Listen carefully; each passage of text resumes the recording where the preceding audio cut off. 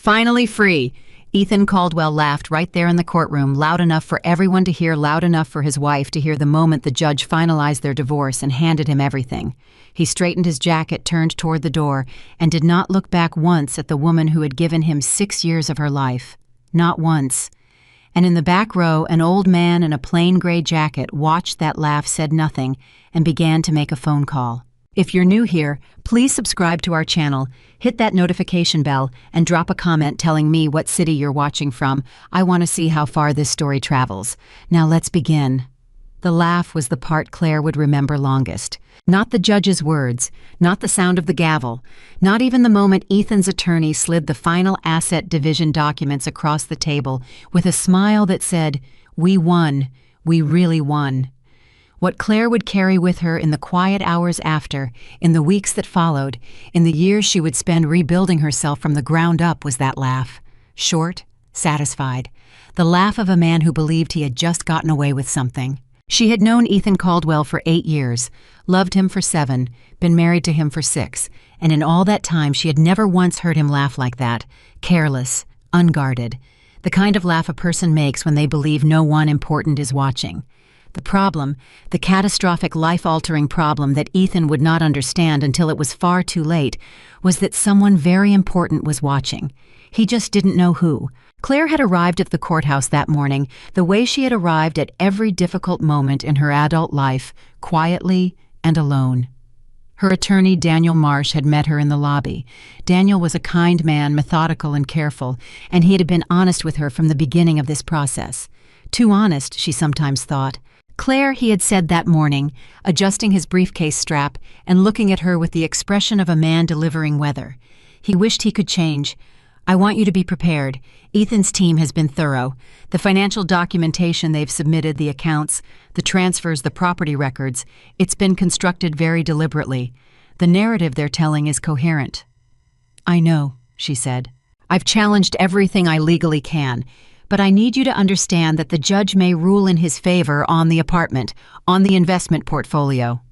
"I know, Daniel." He hesitated. "You keep saying that, but I'm not sure you're prepared for what it feels like when—" "I've been prepared for a long time," she said, and her voice was steady, and she meant it, and that was the part Daniel could not quite understand. She didn't look like a woman bracing for a loss. She looked like a woman waiting for something to begin. The courtroom was smaller than people imagined when they thought about the word courtroom. There was nothing grand about it. Fluorescent lighting, wood paneling that had been refinished once too many times, rows of benches that creaked when people shifted their weight. It smelled faintly of old coffee and the particular anxiety of people who had arrived hoping for justice and were not entirely sure they would find it. Ethan was already seated when Claire walked in.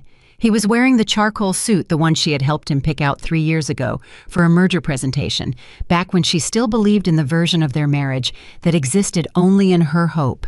He had his arms folded, posture relaxed, the casual confidence of a man who had already rehearsed this moment and decided how it ended. He didn't look at her when she sat down. His attorney, Marcus Vane, was a different kind of person entirely, the kind of attorney who billed by the quarter hour and made sure you felt every quarter. He had silver cufflinks and a way of speaking to opposing counsel that made everything sound slightly like an insult, dressed in formal language. He had arranged Ethan's case with genuine skill, and Claire would not pretend otherwise. The problem was that Marcus Vane, for all his precision, had been working with incomplete information. And incomplete information in the hands of even a skilled person is still a map of a country that doesn't quite exist. The proceedings had begun 2 hours earlier, and from the first minutes, Claire understood exactly how Ethan intended to tell this story. She was the problem. She had always been the problem. A woman who didn't understand ambition, who resisted growth, who refused to engage with the social architecture that a man like Ethan required to climb. His attorney painted her in gentle but devastating strokes, a wife who had chosen comfort over contribution, who had declined opportunities to build alongside her husband, who had in fact quietly withdrawn from the financial infrastructure of their marriage in ways that required investigation and explanation. Claire sat still through all of it. Her attorney objected where he could. He challenged account records, questioned the provenance of certain transfer documents, raised procedural issues that slowed the momentum. But Ethan's team had prepared for every objection, and the session moved forward with the particular efficiency of a plan that had been rehearsed. Ethan did not look at her once during his attorney's presentation. Claire looked at him the entire time. She was not studying him with hatred. She had moved past hatred months ago, and the movement had not been easy. Hatred requires energy, and Claire had spent too many years giving Ethan every form of energy she had. What she felt now, watching him sit there with his rehearsed confidence in his charcoal suit, was something quieter and in some ways more profound. She felt sorry for him. Not the soft, pitying kind of sorry, the hard kind. The kind that comes when you watch someone make an irreversible choice and you understand with full clarity exactly what it is going to cost them. Marcus Vane rose to deliver his closing summary, and he was good at this part, the part where all the individual threads were woven into a single fabric that was meant to feel inevitable. "Your Honor," he said, his voice carrying the measured confidence of someone who had done this hundreds of times. The evidence before this court demonstrates clearly that the marriage between Ethan Caldwell and Claire Whitmore has dissolved due to fundamental incompatibility and Mrs. Caldwell's consistent failure to engage as a productive partner in the financial life of this union. My client built his career through exceptional effort and discipline. The assets in question, the Park Avenue property, the investment accounts, the shared financial portfolio were built primarily through my client's professional contributions. We ask the court to recognize this reality in the final division. The judge, a woman named Honorable Patricia Sweeney, who had presided over family court for 23 years and had heard every version of this particular argument that human creativity could produce, listened with an expression of professional neutrality that revealed nothing. Daniel Marsh offered his counter-summary. He was good and he was honest, and he made the strongest case the available evidence allowed him to make. He talked about Claire's contributions to the household infrastructure that allowed Ethan to dedicate himself entirely to his career. He talked about the emotional and logistical labor that never appeared in financial documents. He challenged the characterization of the asset origins. It was good work, but when the judge began speaking, Claire understood within the first 30 seconds that it had not been quite enough. The ruling came in measured legal language, the way all significant things in courtrooms come wrapped in procedure so that the weight of them doesn't land all at once. The Park Avenue apartment awarded to Ethan Caldwell. The primary investment portfolio awarded to Ethan Caldwell pending final valuation. Claire's settlement, a figure that sounded reasonable in isolation until you understood what it was measured against. Daniel Marsh pressed his lips together.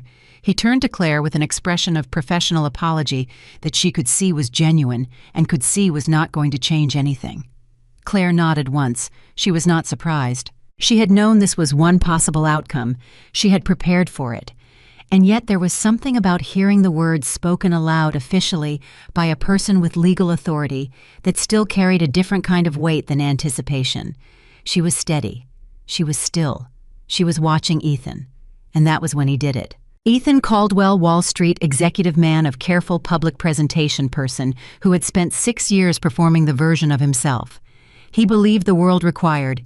Ethan Caldwell stood up from his chair before the judge had even collected her papers, turned toward the back of the courtroom where Victoria Lane was waiting near the doors, with a smile that could have been a billboard for everything wrong with every choice he had made in the last 18 months, and he laughed. Finally free. 2 words, delivered with the lightness of someone who had just dropped a bag he'd been carrying for years and couldn't believe how good it felt to set it down.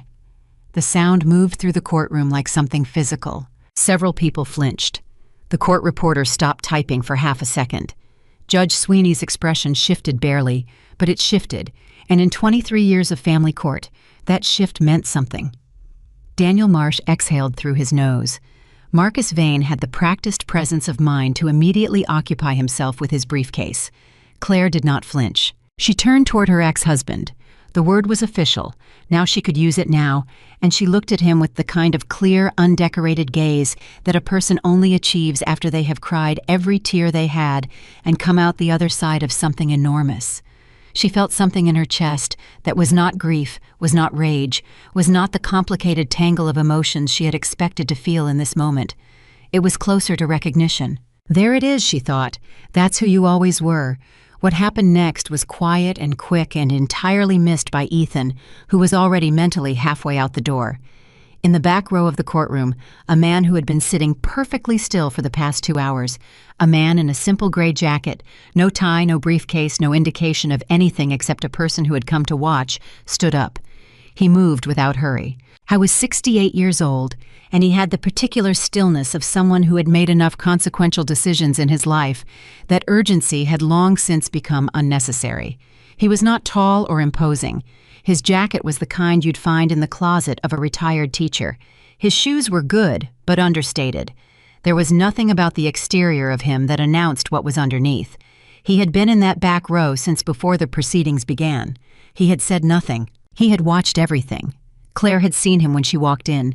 She had registered his presence the way you register the presence of something deeply familiar in an unfamiliar place, a quick, involuntary arrest of attention, followed by a long, steadying breath. She had not gone to him. She had not acknowledged him in any visible way, because that was not the agreement. "Are you sure?" the man said, and his voice was not loud, but it carried the way voices carry when the person speaking has absolute confidence that they will be heard, that you understand what you just won. The courtroom had been beginning to disperse. People gathering papers, attorneys exchanging professional acknowledgments, the court reporter preparing her equipment for transport. At the sound of that voice, every motion in the room decelerated. Ethan turned. He looked at the older man with the expression of someone encountering an unexpected interruption, mildly annoyed, mildly curious, already calculating whether this was something worth engaging with. "Excuse me," he said. The man didn't answer immediately. He moved through the gate that separated the gallery from the court floor with the ease of someone who had not waited for permission to enter rooms in a very long time. Judge Sweeney, who had seen genuinely everything, looked up from her papers with an expression of professional attention. "Sir," she said carefully, "proceedings have concluded. If you have a matter to bring before—" "I apologize for the interruption, Your Honor," the man said, and the courtesy in his voice was the real kind, not the performative kind. "My name is Richard Whitmore. I have documentation that I believe is relevant to the assets this court has just addressed." He paused. "With your permission." The name landed in the room like a stone dropped into still water. Judge Sweeney went very still. Marcus Vane's hand, which had been moving toward the clasp of his briefcase, stopped moving. Daniel Marsh turned to look at Claire with an expression that she could only describe as stunned professional recalibration. Ethan stared at the older man.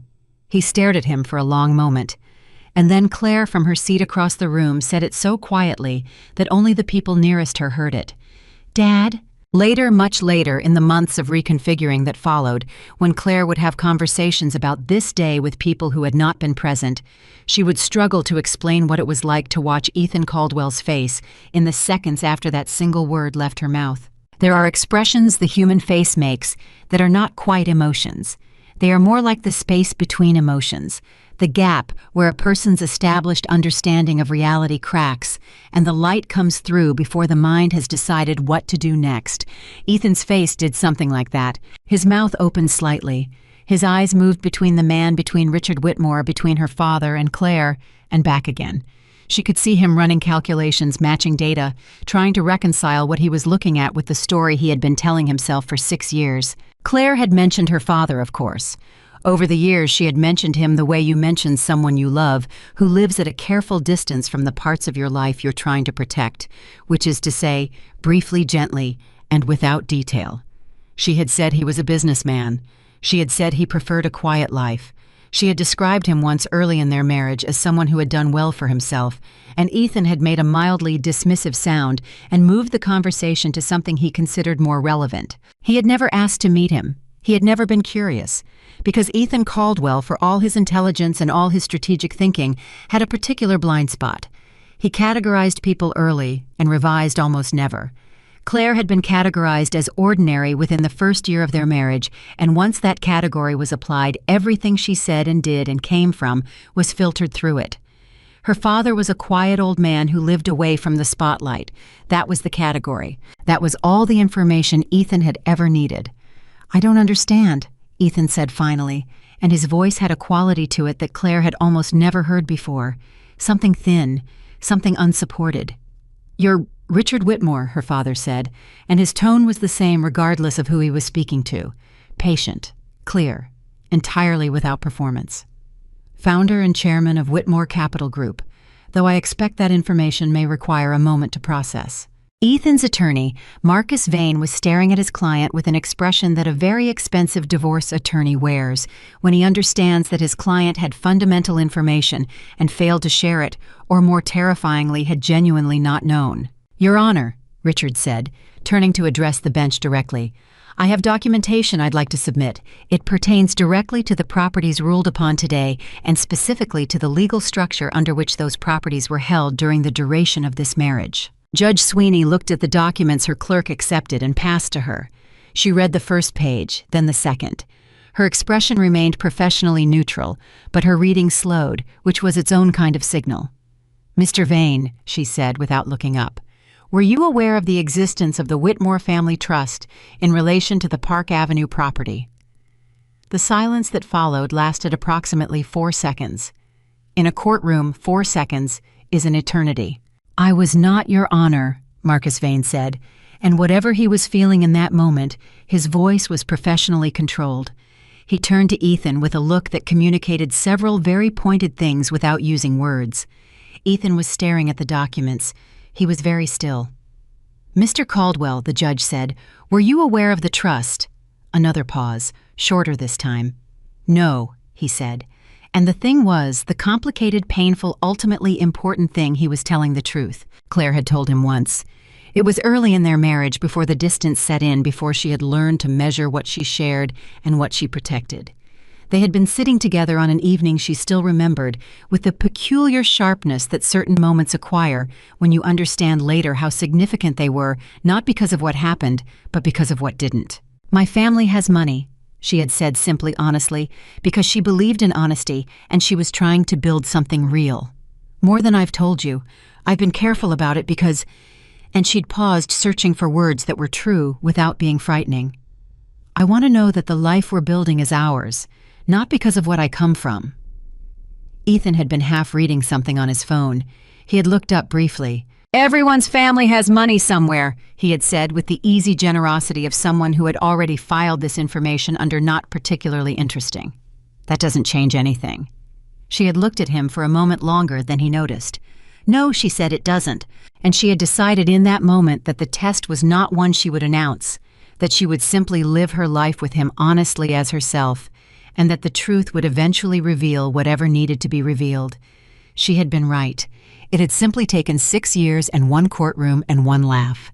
"The property at Park Avenue," Richard Whitmore said, addressing the court with the calm efficiency of a man who had delivered significant information many times before and understood that clarity served everyone better than drama, "was purchased through a structured arrangement between my daughter and the Whitmore Family Trust prior to her marriage to Mr. Caldwell. The trust document contains a reversion clause, standard language but specific in the event that the marriage terminates due to documented financial misconduct or infidelity on the part of the non-Whitmore spouse. Beneficial ownership of the property reverts to the trust." He set a document on the clerk's desk.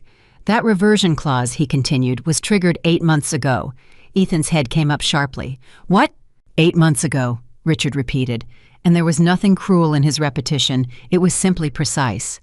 "Which is when independent documentation of the financial transfers your attorneys presented today as evidence of your wife's financial irresponsibility was first reviewed by our trust attorneys.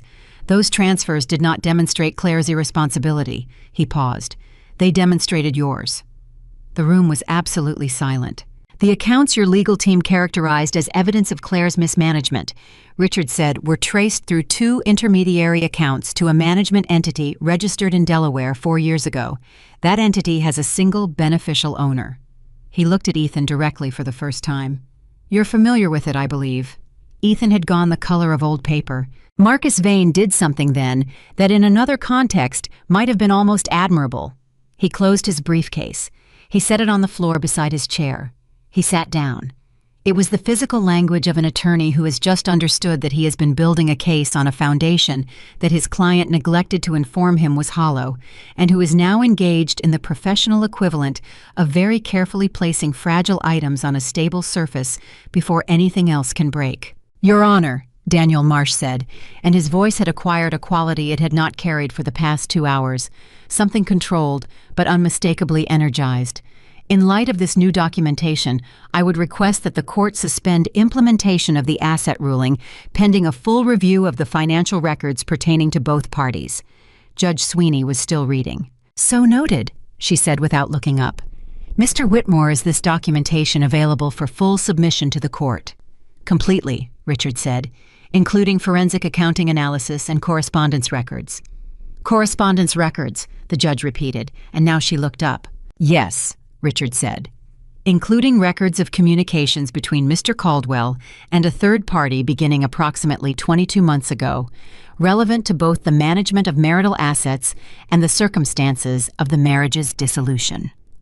22 months ago, 4 months before Ethan had told Claire he wanted a divorce. Claire looked at the surface of the table in front of her and breathed slowly through her nose. She had known this. She had known it, and she had processed it, and she had done the work of moving through it. But there was still something about hearing it documented official placed on the public record of a proceeding. There was still something about that which required a separate effort.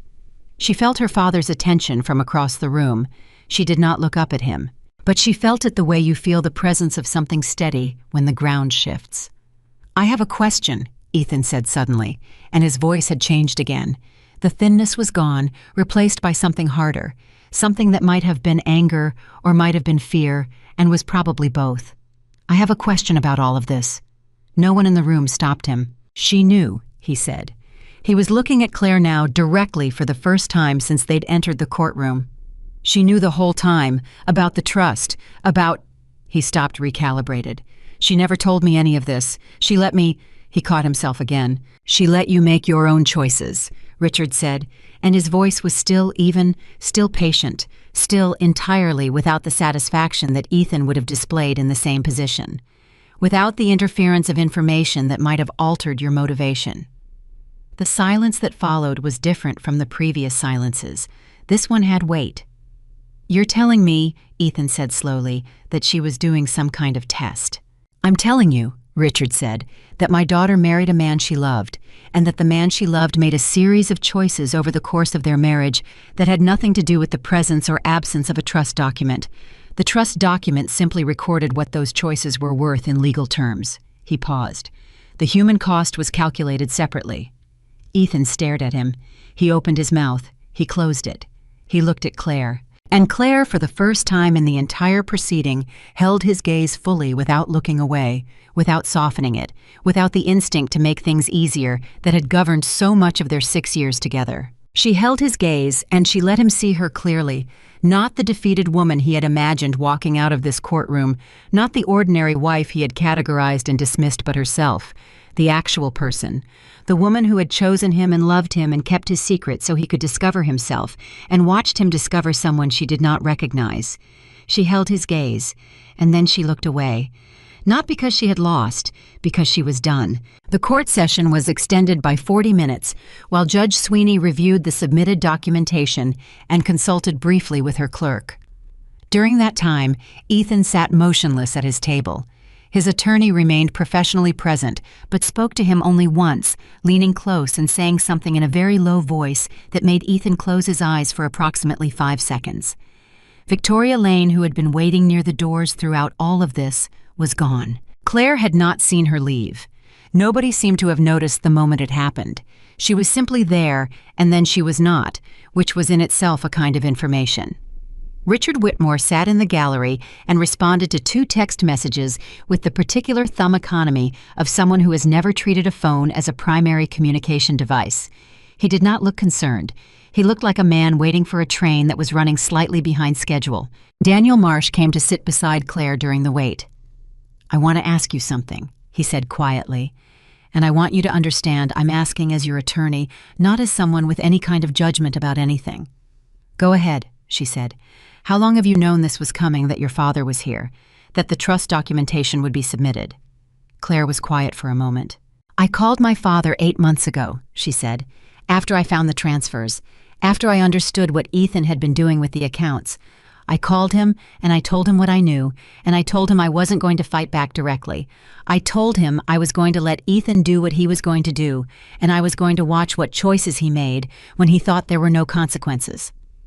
Daniel was quiet. He asked me if I was sure, she continued. He asked me twice. He said he could intervene at any point, and he asked if I was certain I wanted to go through the full proceeding before he submitted anything. She paused. I said yes. I said I needed it to be fully, completely his choice, with no intervention, no warning, just whatever he was with nothing stopping him from being it. And the laugh, Daniel said, when he laughed, that was, she stopped, started again. That was the answer to a question I'd been asking for 6 years. She looked at her hands. I got my answer. When Judge Sweeney returned her full attention to the proceeding, her manner had the particular quality of a person who has reviewed documentation and found it considerably more significant than anticipated. In light of the materials submitted by Mr. Whitmore, she said, this court is ordering a full suspension of the asset ruling, pending forensic review of the financial records of both parties across the full duration of the marriage. I am further referring evidence of potential financial misconduct to the appropriate regulatory bodies. She looked at Ethan with the expression of someone who has seen this particular story many times and finds it neither surprising nor acceptable. Mr. Caldwell, I strongly recommend that you retain counsel with experience in financial compliance matters. The documentation submitted today suggests questions that extend considerably beyond the scope of divorce proceedings. She gathered her papers. She stood. Court is recessed. The courtroom did not erupt. That was the thing about real life. It rarely erupted the way the dramatic version of events suggested it should. People gathered their things. They moved carefully. They spoke in the measured tones of people who were processing something significant and had decided collectively to do it with dignity. Ethan stood at his table for a long moment after everyone else had begun moving. He looked like a person who had arrived at a destination and found it completely unrecognizable, had pulled up to an address. He had been certain of stepped out of the car and discovered that the building was not what he'd expected. The street was not what he'd expected. And the map he'd been using had been oriented incorrectly from the start. He looked, Claire thought, watching him from across the room as she collected her bag and her coat. He looked genuinely lost. She had spent months bracing for what she would feel in this moment. She had expected some complicated combination of vindication and grief. She had expected something that felt like victory, or something that felt like loss, or something that didn't have a name yet, but would announce itself with force. What she felt was quieter than any of those things. She felt finished. Not finished in the way of endings.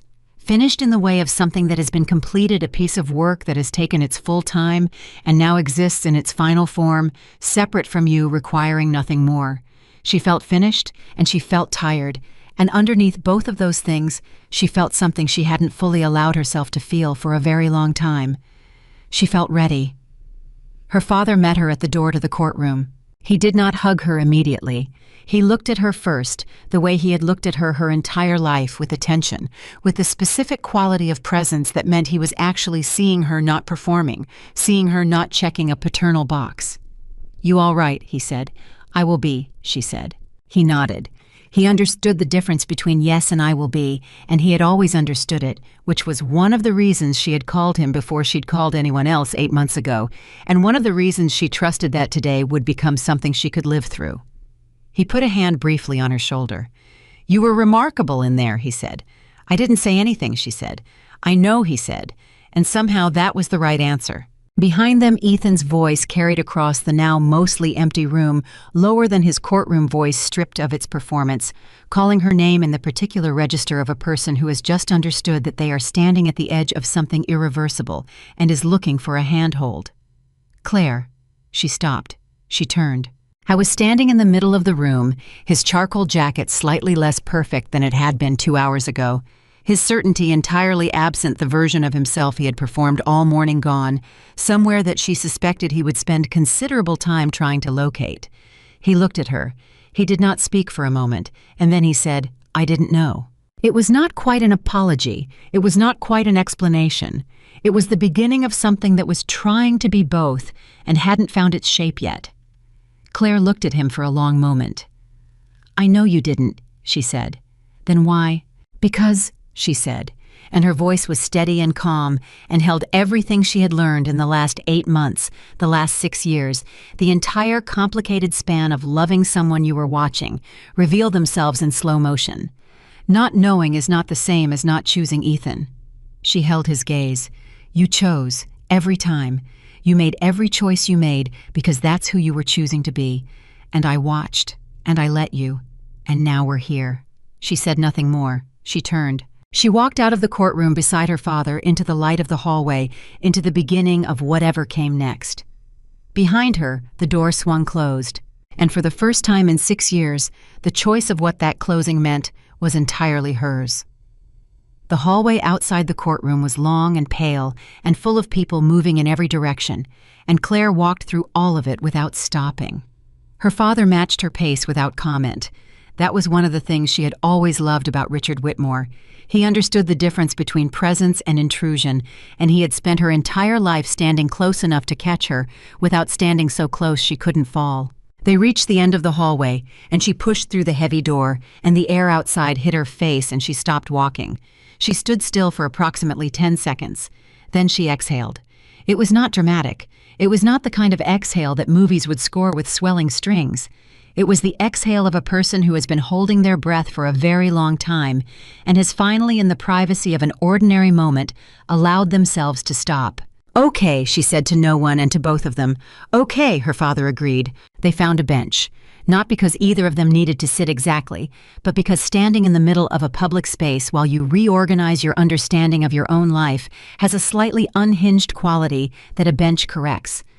Richard sat with his hands on his knees, a posture she'd known since childhood, relaxed but attentive, the posture of a man who was always ready for the next thing without rushing toward it.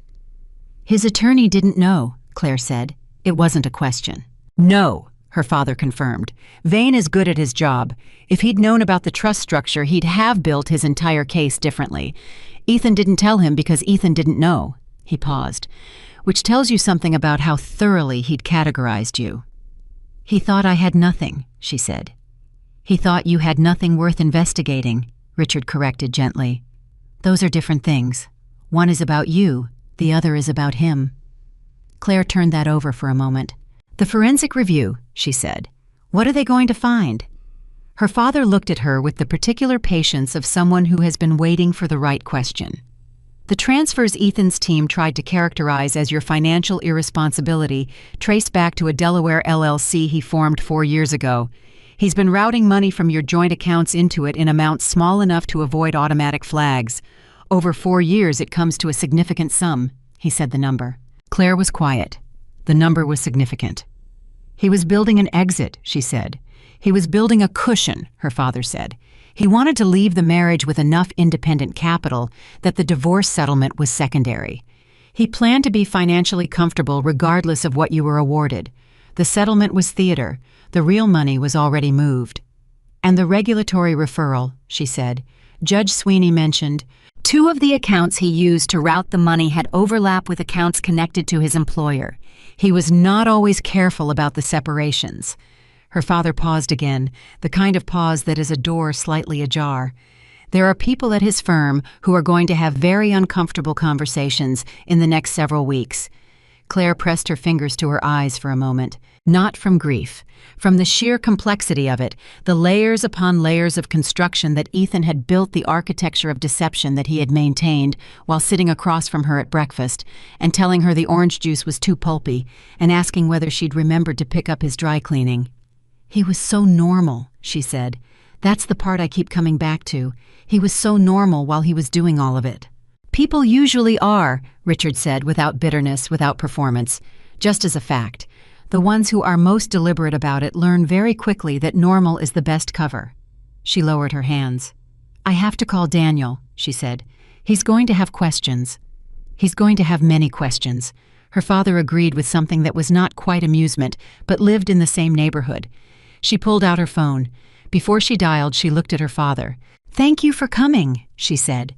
You didn't have to do it the way you did. You could have submitted everything through attorneys. You didn't have to be there in person. Richard Whitmore looked at his daughter with an expression that crossed through several things before it settled. He laughed at you, he said. In a courtroom. in front of witnesses. He stood up before the judge had left the bench and he laughed. He said it without heat, without volume, but the weight of it was absolute. I was going to be in that room. Claire held her father's gaze for a moment. Then she nodded. She dialed Daniel Marsh. He picked up on the first ring, which meant he'd been holding his phone. "Tell me you're all right," he said immediately. "I'm all right," she said. "I need about an hour, and then I need to sit down with you and go through everything that was submitted today." "I've already started pulling it," he said. "Claire, I have to ask you something, and I need you to understand. I'm asking as someone who is now actively working to protect your interests, not as someone who has any concern about your judgment." "Ask," she said. "The forensic accounting firm that prepared the documentation your father submitted, the trust attorneys who drafted the reversion clause, the documentation trail on Ethan's Delaware LLC." A pause. "How long has this been assembled?" 8 months, she said. Another pause. "Longer." "The reversion clause has been in the trust since before your marriage," he said. "That part's straightforward. But the forensic analysis of the transfers, the LLC documentation—" 8 months, she said again. "From when I found the first transfer. I called my father, I called our trust attorneys, and we assembled everything through proper legal channels. Every document that was submitted today is legitimate, Daniel, every piece of it." "I know," he said quickly. "That's not the question. The question is—" He stopped, started again. "You sat through those proceedings. You sat through his attorney characterizing you as financially irresponsible, financially negligent, financially dependent. You had documentation in hand that dismantled every one of those characterizations, and you sat there and let them make the argument." "Yes," she said. "Why?" She watched a group of people cross the plaza below where she and her father sat. A woman with a stroller, 2 men in suits walking fast, talking faster, a teenager with headphones who was completely elsewhere in his mind. "Because I needed him to go all the way," she said finally. If I'd shown the documentation during the proceedings, his attorney would have pivoted. He would have filed motions, requested delays, found procedural angles. The case would have stretched another 6 months. And at the end of it, Ethan would have had time to construct a different story. She paused. "I needed him to tell his full story without interruption in front of a judge. I needed every choice he'd made to be part of the public record before any of mine were." Daniel was quiet for a moment. "That's," he said, "a very specific strategy." "My father suggested it," she said. "Your father," Daniel said, and she could hear him recalibrating in real time, adjusting the mental image he'd been carrying of Richard Whitmore from whatever it had been before today to what it had revealed itself to be, is apparently a man with a very sophisticated understanding of how consequence actually works. "He's had some practice," she said. She ended the call. She sat with her father in the pale afternoon, and they were quiet for a while, the way people are quiet when a great deal has happened, and neither of them is in a hurry to fill it with words that aren't ready yet. Then her father said, "I made reservations. I thought you might need food that wasn't eaten at a desk." "I always need food that isn't eaten at a desk," she said. "I know," he said. "You ate at your desk for the last 3 years of your marriage. Your assistant told me." She turned to look at him. "You talked to my assistant." "I talked to a number of people," he said with perfect equanimity. She did not know whether to laugh or be mildly alarmed. She chose to let it go. They walked together down the courthouse steps, and the afternoon carried on around them, indifferent and ordinary, the way afternoons do, even after the moments that change the shape of everything. Across town in a corner office on the 31st floor of a building that faced the park, a phone was ringing that Ethan Caldwell was not yet answering. He would have to answer it eventually. That was the nature of consequences. They were patient in a way that people who create them rarely are. The phone kept ringing. Ethan sat in his car in the parking structure beneath the courthouse and stared at the concrete pillar in front of him and did not move for 11 minutes. He counted them because his watch was in front of him and he had nothing else to focus on. 11 minutes.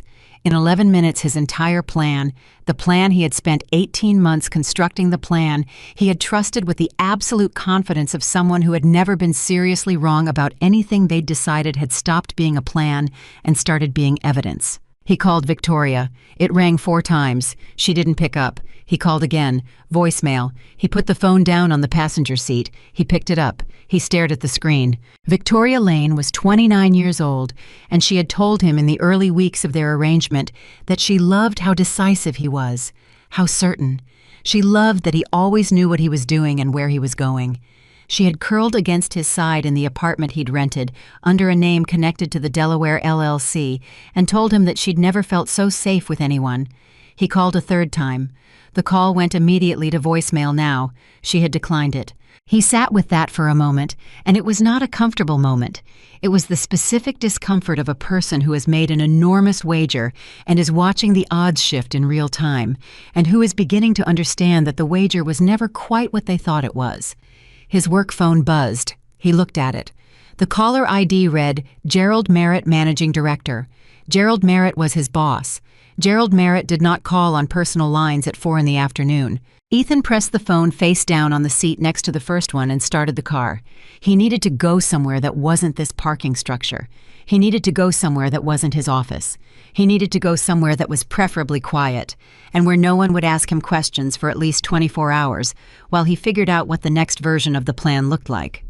He pulled out of the parking structure and into traffic. Behind him in the building, he'd just left a court clerk, was already processing the forensic documentation submitted by Richard Whitmore's legal team.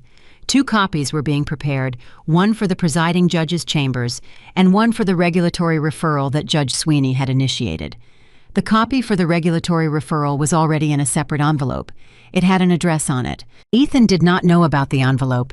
He did not know about the address. He was driving through midtown traffic thinking about salvage, what could be restructured, what could be reframed, what explanation could be constructed that would allow him to stand in Gerald Merritt's office next week and tell a story that sounded different from the one that had just been told in a courtroom. He was very good at constructing stories. He had been doing it for years. The problem he had not yet had the stillness to fully confront was that he had been constructing stories for an audience that did not have access to the original documents. And the original documents were now in a court clerk's hands on their way to a regulatory body and attached to the name of a man whose name meant something that could not be reframed. Richard Whitmore. Ethan said the name in the car alone, just to hear what it sounded like out loud. He had heard that name. Everyone in finance had heard that name. Whitmore Capital Group was, he tried to calculate, and found that his mind was not working at its usual speed, that everything felt slightly submerged. It was one of the largest privately held investment groups in the country. It operated across 6 sectors. It had offices in 4 cities. It was the kind of entity that other financial institutions watched carefully, not because it was the loudest voice in the room, but because it was almost always the most consequential one. He had married the daughter of the man who ran it. He had not known. The sheer fact of not knowing sat in the car with him like a third passenger. I thought about the first year of their marriage, the conversations, the moments when Claire had tried to tell him things about her family, about her background, and he had listened with the surface of his attention while the deeper layers were already elsewhere, already planning, already calculating, already building toward the next version of himself that required her to be a certain kind of person. She had told him. She had told him her family had money. He had filed it under not particularly interesting and moved on. He had been so focused on the story he was building that he had failed completely to pay attention to the story she was already living. His work phone buzzed again. Gerald Merritt, again. This time Ethan picked up. "Gerald," he said, and his voice came out steadier than he'd expected, which was either professional muscle memory or a dissociation from reality that he'd evaluate later. "Ethan!" Gerald's voice had a quality to it that Ethan recognized from 2 years of working under him, the specific flatness of a man who has received information he did not want and is now managing the next steps with controlled efficiency. "I've been made aware of some developments from this afternoon." The speed of it. The information had moved faster than he'd driven. "The divorce proceedings," Ethan said. "Not a question because there was no point."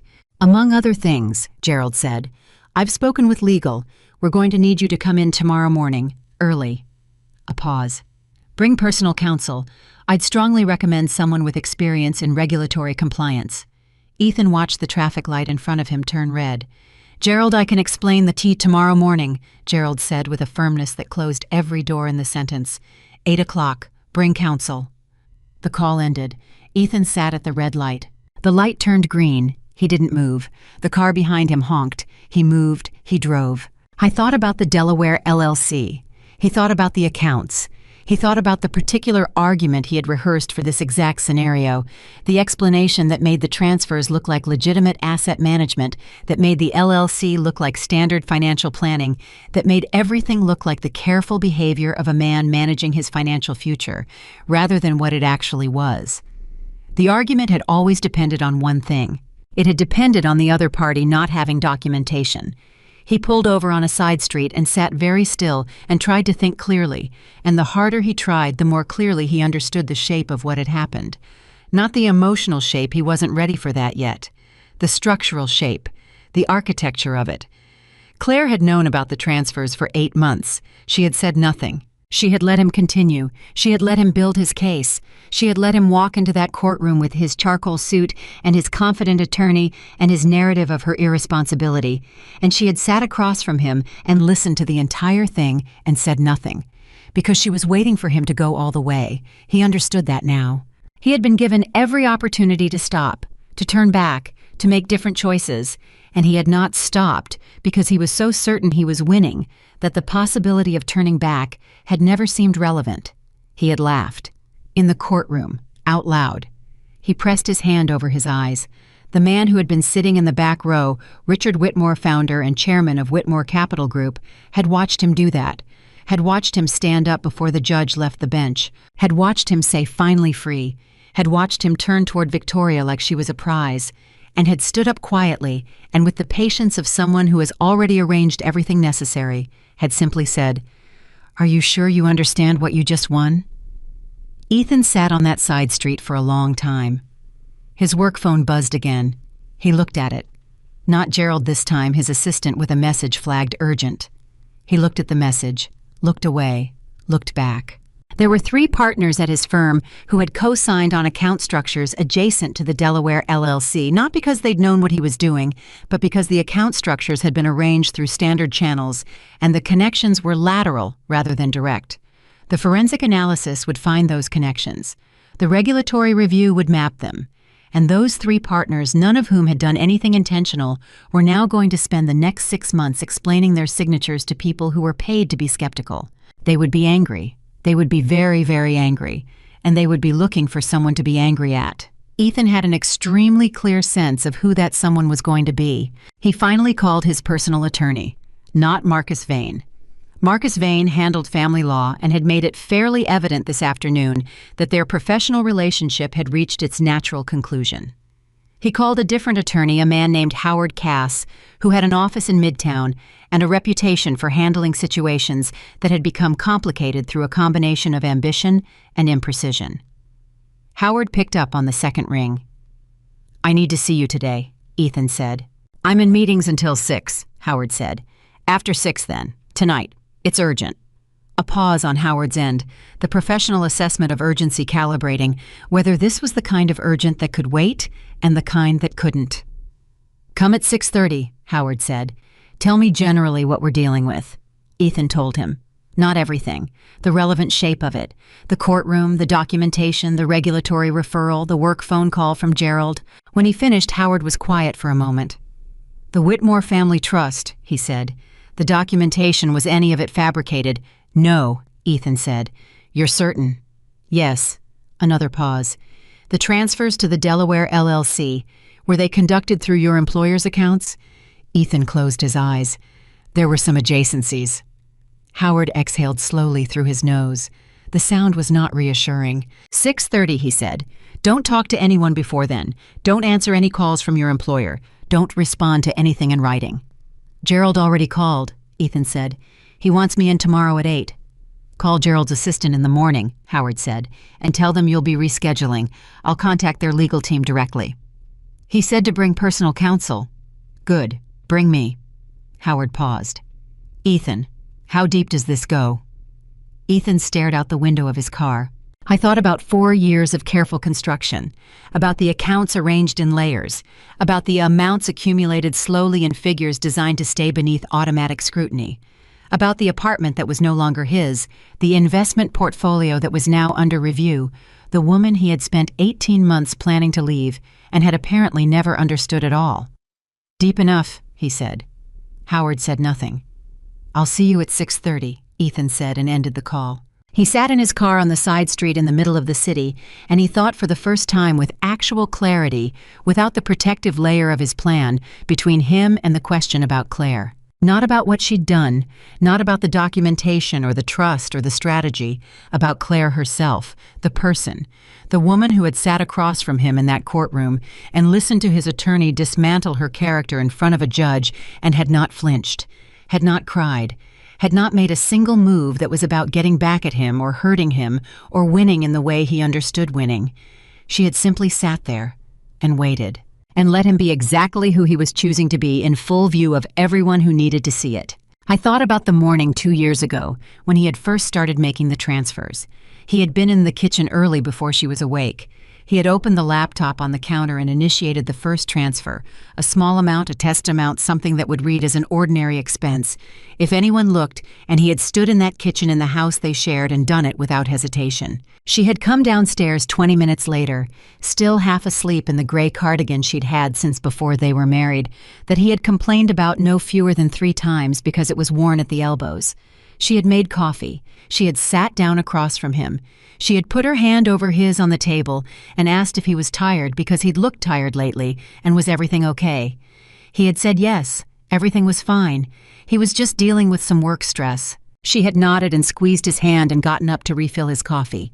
He had watched her do it and felt nothing except relief that she hadn't looked at his screen. He sat in his car and thought about that morning and felt something move through him that was not guilt exactly. Guilt had architecture guilt pointed toward specific acts, but was something adjacent, something rawer, something that did not have a clean name, but lived in the space where you understand for the first time the actual weight of what a choice costs, not to you, to the person who trusted you. He thought about Richard Whitmore sitting in the back row of the courtroom, not intervening, not signaling Claire, just watching, just recording with the particular attention of someone who has made enough consequential observations in his life to understand exactly what he was seeing. He thought about his own laugh. He had laughed. He had laughed in a courtroom after a divorce in which he had spent months systematically dismantling the financial life of the woman he had promised to be faithful to, and he had done it while standing in front of a judge in public before the proceedings had even formally concluded. He pressed his forehead briefly to the steering wheel. Not in grief. Not yet. He didn't have the full access to grief that the moment would eventually require. In something closer to the first shock of recognition. The recognition that a person who has been performing a version of themselves for so long that they've stopped noticing it as performing, that person sometimes needs a very specific kind of mirror. He had been handed his mirror this afternoon, and it was not what he'd expected to see. His personal phone buzzed. He looked at it. Unknown number. He almost ignored it. Then something made him pick up. "Is this Ethan Caldwell?" The voice was professional neutral, the voice of someone accustomed to delivering information without coloring it. "Yes," he said. "This is Patricia Webb from the Securities and Exchange Commission's New York Regional Office. We've received a regulatory referral this afternoon that includes your name and documentation related to account management in your role at—" He stopped listening, not because the voice stopped. It continued clear and measured, telling him things he needed to hear in a tone that was entirely without malice, because malice would have been unprofessional, and this was a professional call. He stopped listening because the name of the regulatory body had landed in his chest and detonated something quietly, and the detonation required a moment. The Securities and Exchange Commission. The regulatory referral had moved faster than Gerald's phone call, which meant the documentation that Richard Whitmore had submitted to the court this afternoon had been prepared in sufficient detail that the SEC had been able to act on it within hours, which meant that whoever had assembled that documentation had not done so casually. "Mr. Caldwell," the voice said. "Are you there?" "Yes," he said. "I'm here. We'll need you to present for an interview. Our office will be in touch with the details. Do you have legal representation?" "I'm in the process of arranging it," he said. "Very good. Please have your counsel contact our office by end of business tomorrow." A pause. "Thank you for your time, Mr. Caldwell." The call ended. Ethan sat with the dead phone in his hand and understood finally and completely what the older man's question had meant. "Are you sure you understand what you just won?" He had won nothing. He had walked into that courtroom carrying 18 months of planning and a charcoal suit and an attorney who didn't have all the information, and he had performed his victory in front of the one person whose entire purpose in being there was to record every detail of exactly that performance. He had not won a divorce, he had delivered a confession. And now the world that had been rearranged by his choices was settling into its new shape, and he was sitting in a car on a side street with 2 phones and no strategy that was still intact and an attorney he needed to see in 3 hours. He started the car. He drove. And behind him, Claire Whitmore sat in a restaurant with her father, and she ate food that wasn't eaten at a desk, and she answered none of the questions her father didn't ask, and she asked none of the questions she didn't yet have answers for, and they sat in the ordinary warmth of 2 people who have come through something significant together and are simply for a moment grateful to be on the other side of it. Her father ordered dessert. She hadn't seen him order dessert in years. "You're in a good mood," she said. "I'm relieved," he said simply. She looked at him. "You were worried." "I'm always worried," he said. "I'm your father. It comes with the territory." He picked up his fork. "I was specifically worried that you were going to flinch, that when his attorney started making those arguments, you were going to intervene earlier than the plan called for." "I thought about it," she admitted. "I know."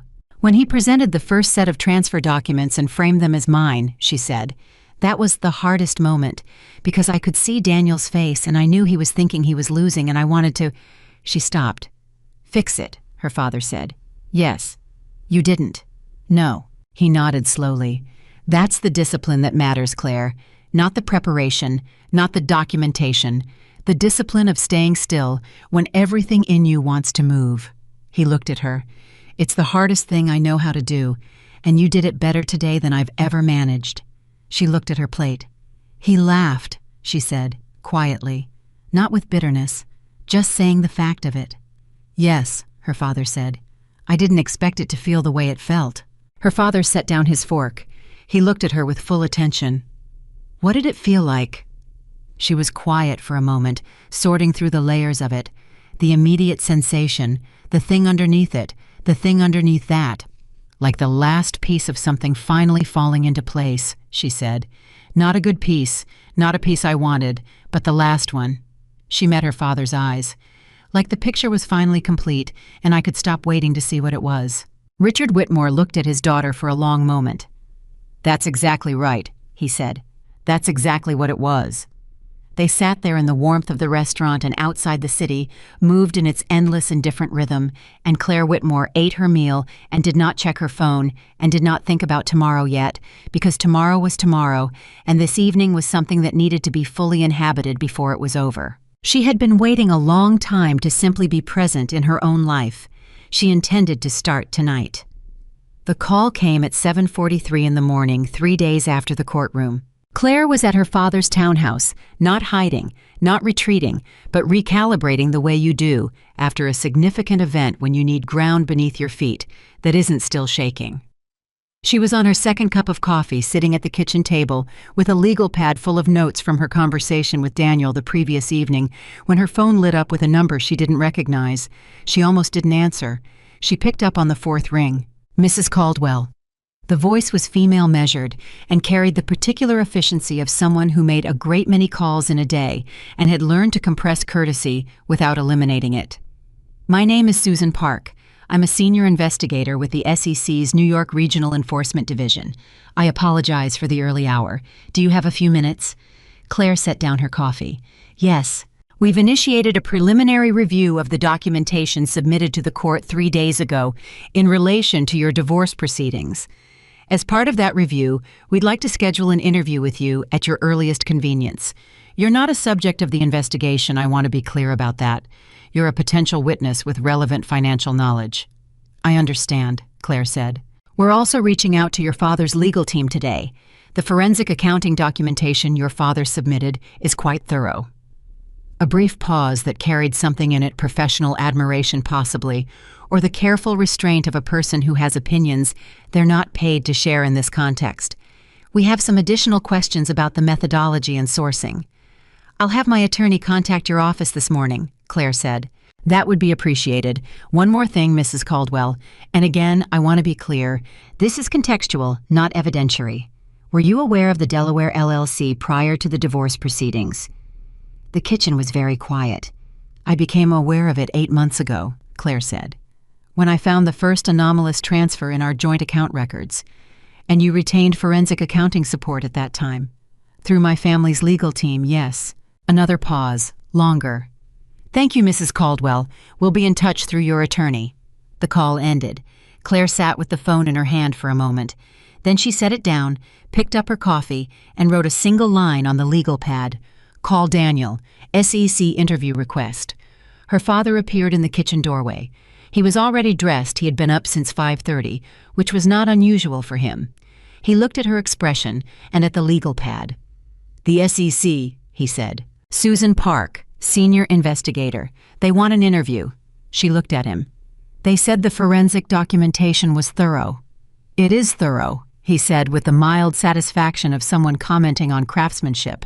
He moved to the coffee maker. Howard Cass called my attorney last night, by the way. She looked up. Ethan's new attorney. The same. He poured his coffee. He was attempting to understand the scope of the trust documentation. Specifically, he wanted to know whether the reversion clause could be challenged on the grounds of inadequate disclosure at the time of the marriage. Claire set down her cup. Can it? Our trust attorneys drafted that clause 22 years ago when the trust was established, her father said. It predates your marriage by nearly a decade and a half. It was disclosed in the trust summary provided to your joint financial advisored accounts. He paused. Ethan signed a document acknowledging receipt of that summary. She stared at him. He signed it. He signed it, her father confirmed. 4 pages in there was a paragraph describing the trust structure and its conditions. He signed the acknowledgement page. His signature is dated witnessed and on file. He sat down across from her. Howard Cass had a very short conversation with our attorneys. Claire absorbed this. She thought about Ethan, about the version of Ethan who would sign a 4-page financial disclosure document without reading it because he had categorized her family as not particularly interesting, and therefore any documentation associated with them as not worth his full attention. He signed the disclosure, she said half to herself. The irony, her father said without irony in his voice at all, is that if he had read it, he would have known. He would have known from the beginning exactly what the trust was, what it protected, and what would trigger its reversion clause. He would have had 6 years of that knowledge. He paused. And I often wonder what he would have done with it. He would have stayed, Claire said quietly, but for the wrong reasons. Yes, her father said, which is why you didn't tell him, and which is why I didn't tell him. The whole point was that he needed to make his choices without knowing. And he did, she said. And he did. Her father agreed. They sat with that for a moment, the strange, heavy completeness of a thing that played out exactly as feared, every choice confirming every concern, nothing saved by a last-minute reversal of character. Daniel's office opens at 8:30, she said, and picked up the legal pad. She was not a woman who sat still in the middle of motion for longer than necessary. There was work to do. There had always been work to do. The difference now was that the work was finally hers. Across town, the work being done was of a considerably less organized nature. Ethan had been in Howard Cass's office for 6 hours the previous day and had emerged with a legal strategy that Howard described as viable, and that Ethan understood in the honest part of himself that was becoming harder to avoid meant we have options, but none of them are good. Howard was a realist. Ethan had hired him specifically because Marcus Vane was not, and the difference between a lawyer who manages your expectations and one who tells you what you want to hear had become suddenly vastly important. The meeting with Gerald Merritt had been postponed once through Howard's intervention, but it could not be postponed indefinitely. Gerald was not a man who waited. He had built his position over 30 years by making decisions faster than other people were comfortable with, and the decision he was now in the process of making about Ethan Caldwell was not one he intended to delay for the convenience of the subject of it. Ethan knew this. He had worked under Gerald long enough to understand how his mind operated. He also understood with the clarity that comes from having your personal life forensically documented and submitted to a federal regulatory body that the call from the SEC had reached Gerald before Ethan had managed to reach Gerald himself, which meant Gerald had spent a day and a half with information that Ethan had not yet been able to contextualize, frame, or explain. Gerald had spent a day and a half alone with that information. That was catastrophic. Howard had coached Ethan extensively on what to say, and more critically what not to say when he finally sat down across from Gerald and the firm's legal team. Ethan had listened carefully. He was good at absorbing strategy. He could process information under pressure and deliver it in the register that a given situation required. He had been doing it his entire career. The problem was that this particular situation had a characteristic he wasn't fully prepared for. He couldn't construct a narrative for it. Every other difficult professional moment in his career had been navigable because he had been able to find the angle, the framing that made the difficult thing look like a calculated risk or a misunderstood decision or a circumstance beyond his control. He had always been able to locate the frame and step inside it. There was no frame for what the forensic documentation showed. The transfers were documented. The LLC was documented. The timeline was documented. The amounts, the accounts, the routing structures, all of it assembled with the painstaking thoroughness of people who had had 8 months and significant resources and the motivation of genuine personal injury to work with. You could not reframe documentation. You could only explain it. And explaining it required a version of the truth that Howard kept gently steering him away from, because the version of the truth that made Ethan feel better about his choices was not the version that would help him legally, and Howard had been very clear that his job was the second thing, not the first. His phone rang. He looked at it. Gerald Merritt. Direct line this time, not through the assistant. He answered. "My office. Today. 2 o'clock. Gerald's voice was flat and total, the voice of a man who has crossed from patience into resolution. "No postponement. Your counsel is welcome, but you will be there." "I'll be there," Ethan said. The call ended. He looked at his watch. 4 hours. He called Howard. "Gerald just called," he said when Howard picked up. 2 o'clock. Direct call, no assistant. He said no postponement. "All right." Howard's voice shifted into its professional efficiency, the mode that Ethan had come to recognize as the man actually working rather than managing. "I'll meet you in the lobby of your building at 1:30. I need you to listen to me very carefully between now and then. Are you somewhere you can concentrate?" "Yes," Ethan said. "The most important thing that's going to happen in that room today is not what you say, it's what Gerald says. I need you to let him talk. I need you to let him finish every sentence, every thought, every implication. You are not going to fill silences. You are not going to preemptively explain. You are going to listen, and then I am going to respond, and you are going to reinforce what I say. Can you do that?" Ethan was quiet. Listening without filling the space was not a natural behavior for him. His entire professional identity was built on the projection of certainty, and certainty did not wait for other people to finish talking. "I can do that," he said. "Good." Howard paused. "One more thing. Victoria Lane. Is there any professional overlap between her and your firm? Any context in which her name appears in work communications?" The question landed with specific weight. Ethan sat with it for 3 seconds too long. "Ethan," Howard said. "She interviewed for a position at the firm 14 months ago," Ethan said. "She didn't get the role."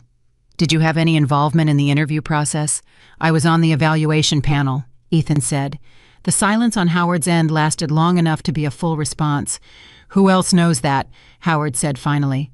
"The other panel members, HR, whoever processed the documentation." A pause. "Gerald would have signed off on the final panel composition." "So Gerald knows you were on the panel that evaluated a candidate you were personally involved with." "He didn't know about the personal involvement at the time," Ethan said. "As far as I know." "As far as you know," Howard repeated, and the phrase carried the weight of someone who has learned through decades of practice that "as far as I know" is one of the most expensive phrases in the English language. "All right, we'll address it directly in the room if it comes up. Do not be the one to introduce it. 1:30 lobby, do not fill the silence." Ethan put the phone down. He thought about Victoria's declined calls. He thought about the 4 texts he'd sent in the 3 days since the courtroom, none of which had received a response. He thought about her voice in the early weeks of their arrangement, telling him she'd never felt so safe with anyone. He thought about the way she had been standing near the courthouse doors, ready to celebrate, and the way she had simply been gone by the time Richard Whitmore finished speaking. She had loved the lifestyle. He understood that now, with a completeness he hadn't been capable of 8 months ago or 6 months ago or even the morning of the courtroom. He understood it the way you understand something, when the evidence is not theoretical but actual, when you have called 4 times and been declined and texted 4 times and been left on read, and the lifestyle is no longer something you can offer. He understood it. And he was surprised, sitting in the quiet of his living room, the apartment he'd rented under the LLC name the one Claire had never seen, surprised at how much it didn't hurt in the way he'd expected it to. There was something there, a specific sting of rejection, but underneath it was something larger and less specific, something that didn't have Victoria's name on it, but had accumulated during the 3 days since the courtroom, growing quietly in the hours when he wasn't focused on strategy or calls or logistics, something that did have Claire's name on it. He pressed it back down. He needed to be functional for 2 o'clock. He pressed it back down and focused on the things he could still manage. Gerald Merritt's office was on the 41st floor.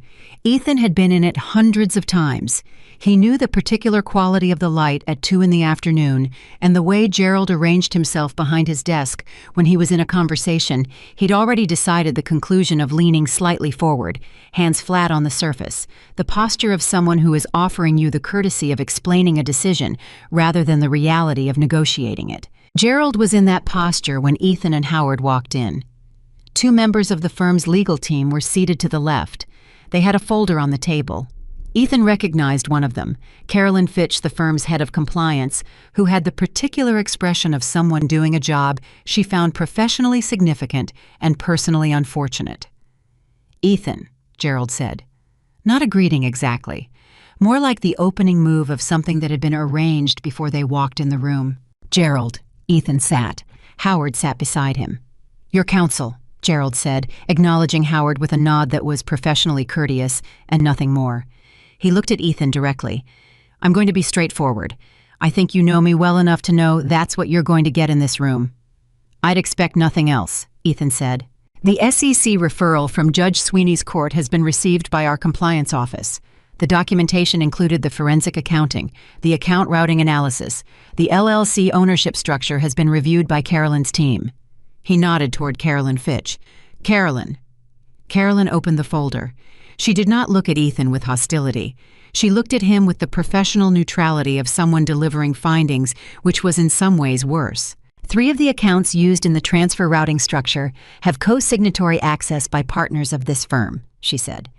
The access was granted through standard operational channels, and those partners had no knowledge of how the accounts were being used.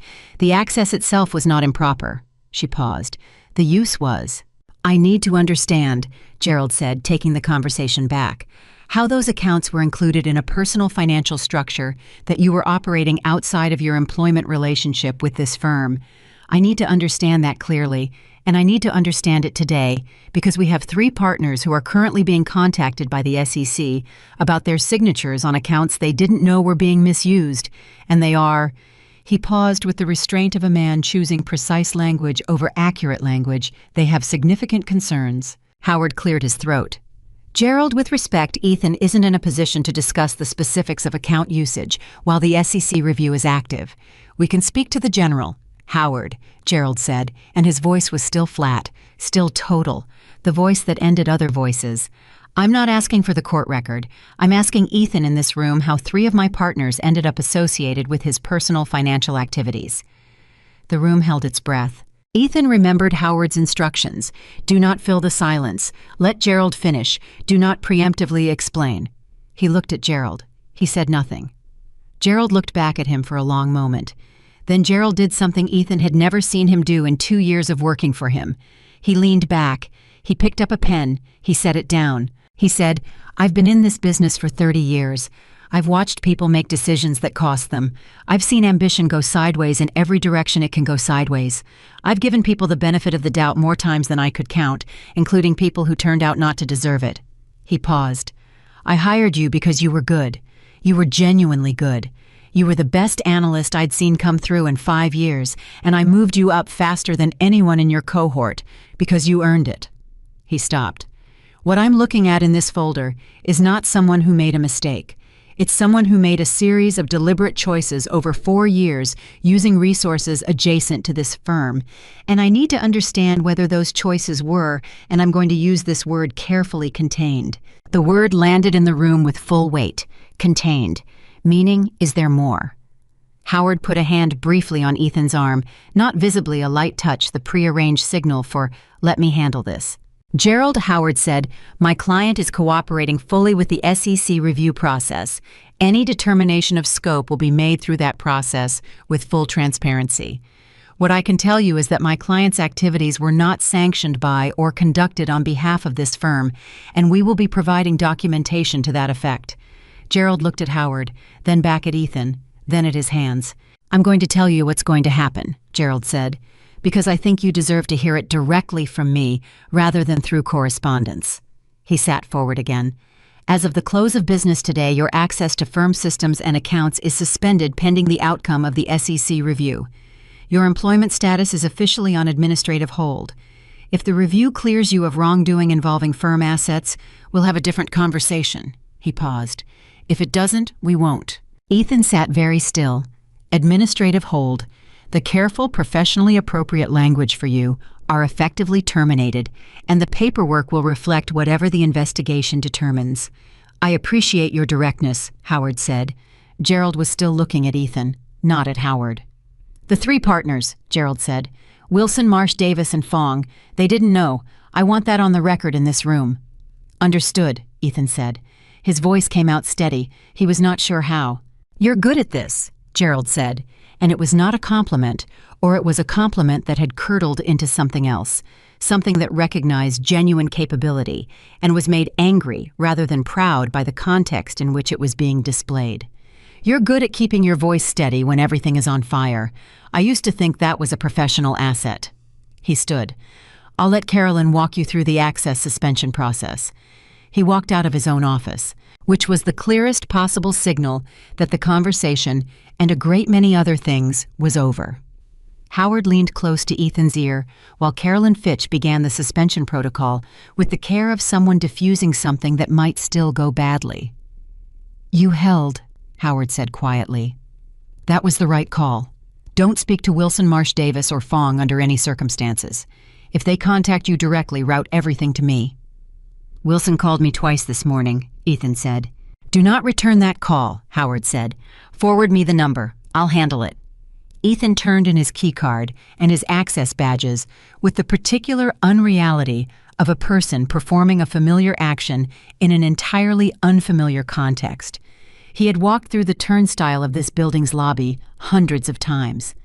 He had never before handed his keycard to a security officer while a compliance attorney documented the transfer.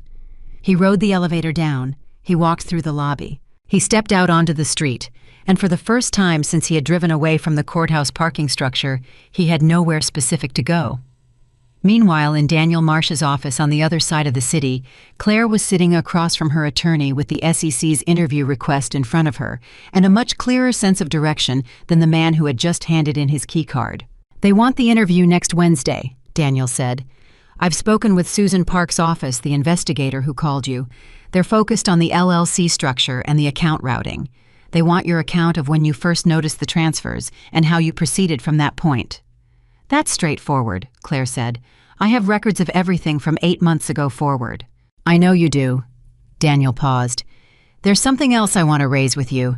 The trust reversion, the apartment.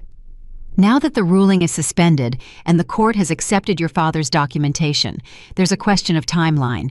The reversion clause was triggered 8 months ago per your father's trust attorneys. Legally, the property has been under trust ownership for 8 months. The court's ruling attempted to award something that was at the point of ruling no longer in the marital estate." Claire looked at him. Which means the apartment question may resolve faster than the overall investigation. The trust attorneys can move on that independently of the SEC timeline." He looked at her over the top of his glasses. "You could be back in the apartment legally and clearly within 30 days. The apartment. She thought about it. The space she had chosen, the walls she had painted, the kitchen where she had made coffee in the early hours when Ethan was traveling, and she had the whole place to herself, and it had felt like a kind of freedom she hadn't had a name for yet. She thought about whether she wanted it. The answer surprised her with how clear it was. "No," she said. Daniel blinked. "No, I don't want the apartment," she said. "I want the trust to hold it. I want it off my personal balance sheet and back in the trust structure where it was always going to end up." She paused. I'm not going back to that apartment. Claire, the value. I know the value, she said. I know exactly what it's worth. And I know that every morning I would wake up there. I would be waking up in a place where I spent 6 years not entirely seeing what was happening to me. She met his eyes. I'd rather have the clean version. Sell it through the trust. Use the proceeds for something that doesn't have that history. Daniel looked at her for a moment. Then he wrote something on his notepad. Understood, he said. I'll speak with the trust attorneys. There's something I want to discuss, Claire said. Something separate. Go ahead. The community business, the one I had before we were married, the financial literacy program. I closed it in the second year of the marriage because Ethan thought it was taking too much of my time and not generating meaningful return. She said this without inflection, just the fact of it. I want to reopen it, and I want to expand it. Daniel set his pen down. He was listening with full attention now. I want to create a program specifically for women coming out of financially complex divorces, she said. Women who don't understand the financial instruments their husbands were managing.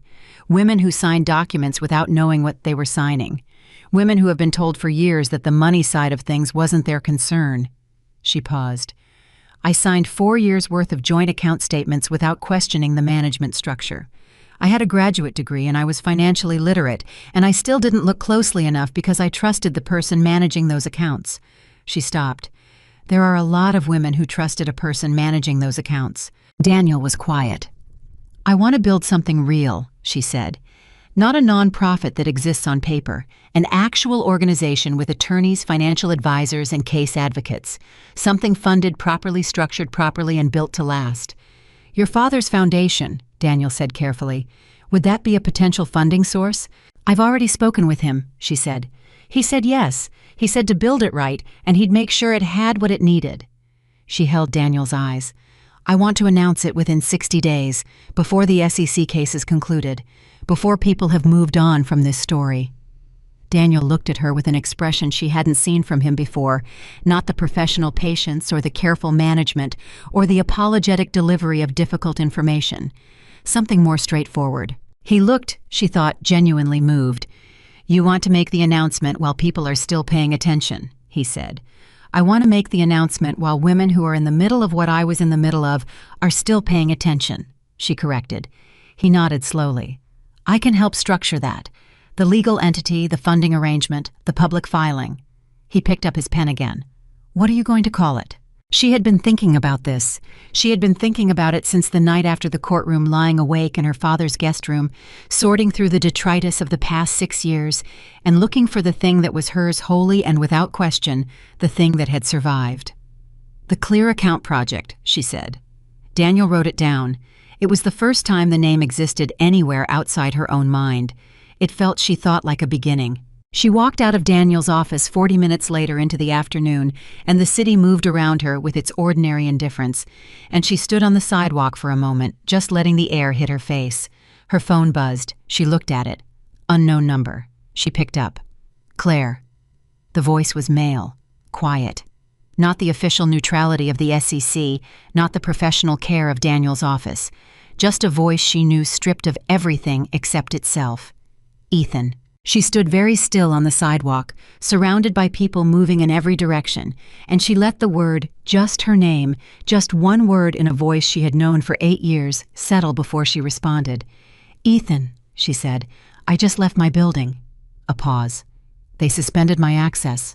Gerald suspended my access. I know, she said. And she did know Daniel had been in contact with Gerald's office through separate channels. Nothing improper, just the ordinary flow of information in a legal case. I want to...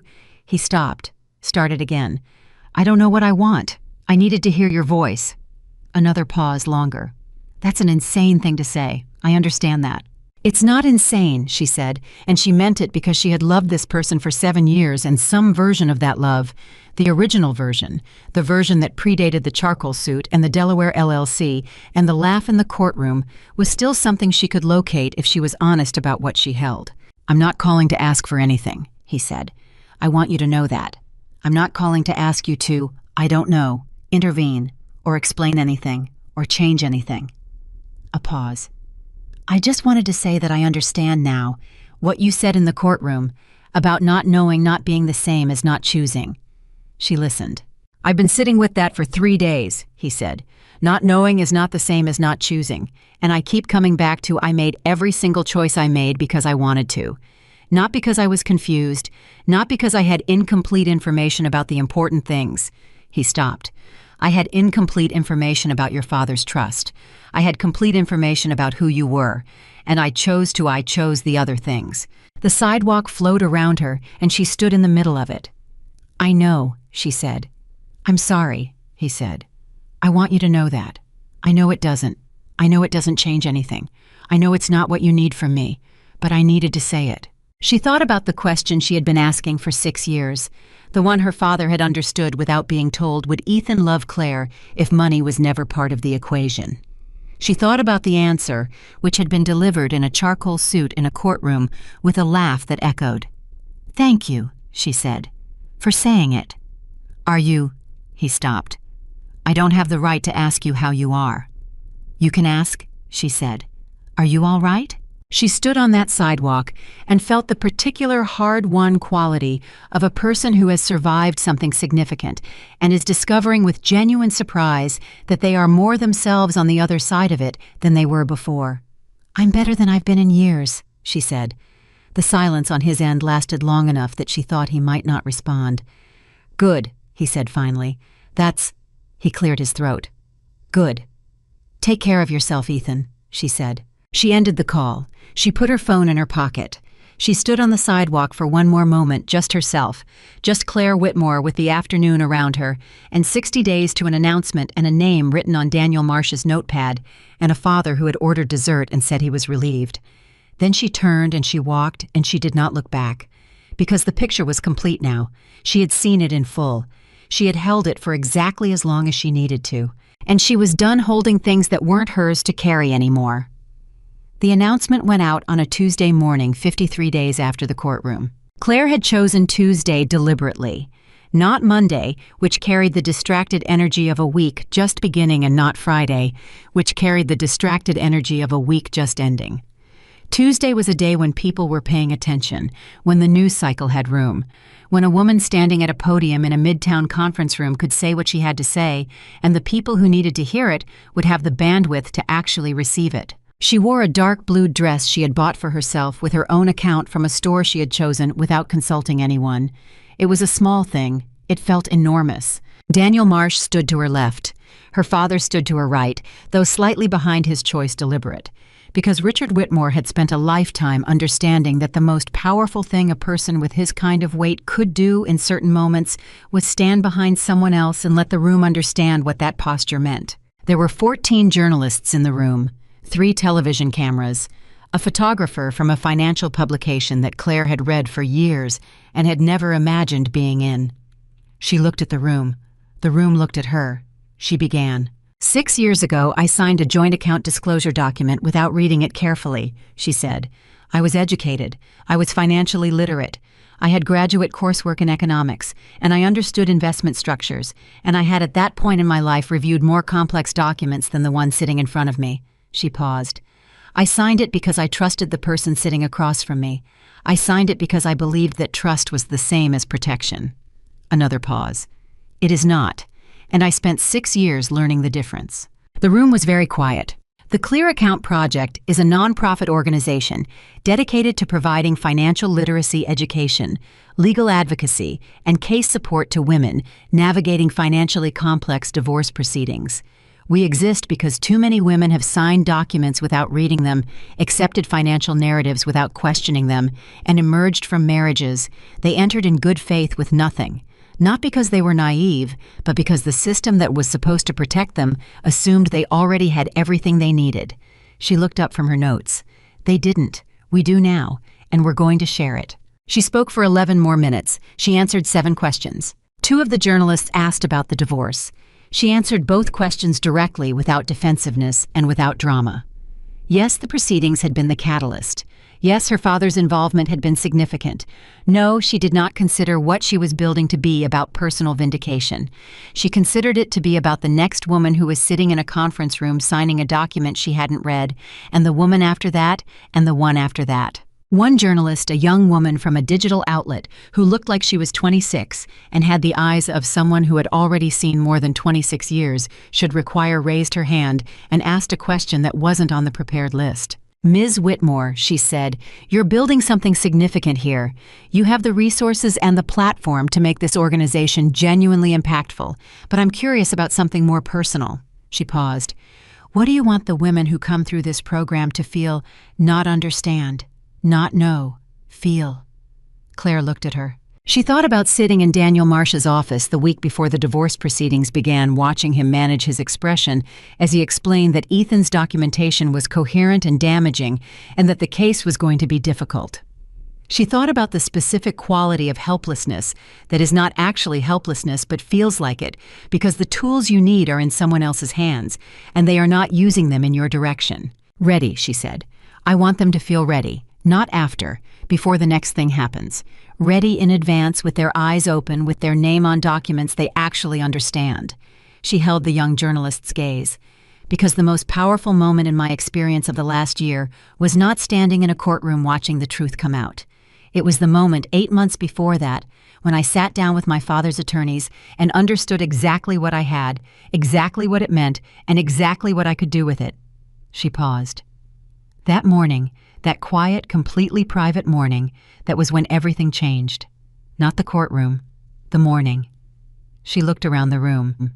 "That's what this organization is going to give women, that morning, as early as possible, before they need it."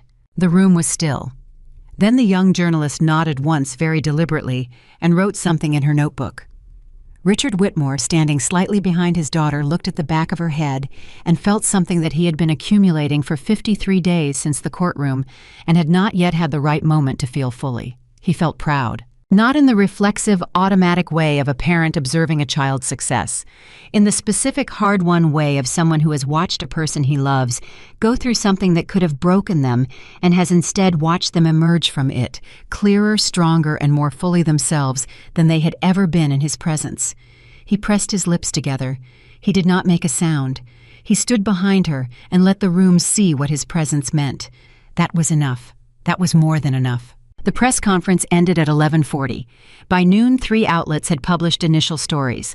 By 2 o'clock, the story had been picked up by 2 national publications and a financial news network that ran a 4-minute segment with Claire's photograph and the words, "Whitmore Heiress Launches Divorce, Financial Advocacy Org" across the bottom of the screen. Claire watched the segment from Daniel's office sitting beside her father and said nothing for a moment after it ended. "They used the word heiress," she said. "They did," her father agreed. "I've never used that word for myself in my life." "I know." She considered it, the word and all its implications, the 6 years of deliberate distance from everything that word represented, the gray cardigans and the desk lunches, and the modest presentation she had maintained, not out of shame, but out of a genuine, carefully considered choice to be known for what she was rather than what she came from. "It's going to follow the story," she said. "Yes," her father said, "for a while. And then the story will be the organization. And then the organization will be the story. And the word will matter less because the work will matter more." He looked at her. "You know that." "I know that," she said. She picked up her phone. 14 messages. 3 from women she didn't know who had found her professional email through the press release, who had written things that she read with the specific full-body quality of attention that comes when you recognize something true. One of the messages was 3 sentences long. A woman in Ohio divorced 2 years ago who had emerged from the proceedings without the retirement account she had contributed to for 18 years because she had signed a waiver she hadn't understood. She did not ask for anything. She just said, "I wish this had existed 2 years ago. Thank you for building it." Claire read that message twice. She set the phone down. "We're going to need to move faster than 60 days for the first intake cohort," she said to Daniel. He looked up from his desk. "How fast?" 30 days, she said. He looked at her the way he had been looking at her since the courtroom, with the recalibrated attention of someone who has upgraded their assessment of a person and is still in the process of adjusting to the new version. "I'll make some calls," he said. Ethan Caldwell read the news segment story on his laptop in the rented apartment at 2:17 in the afternoon, 23 minutes after it published online. He read it once, then he read it again. He sat with the laptop open in front of him and did not move for a long time. The story was not about him. His name appeared twice in the context of the divorce proceedings as the inciting event of Claire's organizational work, and both times with the neutral factual register of a journalist reporting a public record rather than editorializing. He was not the subject of the piece. He was the circumstance. He had spent his career being the subject. He was now the circumstance. He closed the laptop. Howard Cass had called that morning with an update on the SEC review. The review was 3 weeks in and had expanded as Howard had carefully forecast to include a broader examination of account structures connected to the firm. 3 partners were actively cooperating with investigators. Gerald Merritt had submitted a voluntary disclosure package that Howard described as thorough, and that Ethan understood meant Gerald was cooperating fully and protecting the firm as his primary obligation, which was what Gerald would always do, because that was who Gerald was and had always been. The voluntary disclosure package included everything. Howard had been honest about what that meant. "The question isn't whether they have the information," he had said. "They have the information. The question is how you position yourself relative to it. Full cooperation from this point forward is the only viable strategy, not partial cooperation, not cooperation with retained ambiguity, full." Ethan had agreed. He was cooperating. He spent 4 hours on Monday at the SEC's offices on Vesey Street with Howard beside him, walking through 4 years of account activity in the particular detail that investigators require. Not the broad strokes, not the summary version, but the granular transaction-by-transaction, decision-by-decision account of how money had moved and why and when and to where. It was, he thought, the most honest he had been about anything in 4 years, possibly longer. The investigator assigned to his portion of the case was a man named Arthur Chen, who was approximately 50 and had the unhurried quality of someone who understood that thorough work done carefully produced better outcomes than fast work done impressively. He asked questions with the specific precision of someone who already had most of the answers and was documenting the ones he needed confirmed. At one point, Arthur Chen asked him without particular emphasis, "Mr. Caldwell, did you believe at the time that the transfer routing structure you established was compliant with your firm's conflict of interest policies?" Ethan looked at the question. Howard was watching him. "No," Ethan said. "I knew it was not." Arthur Chen wrote something.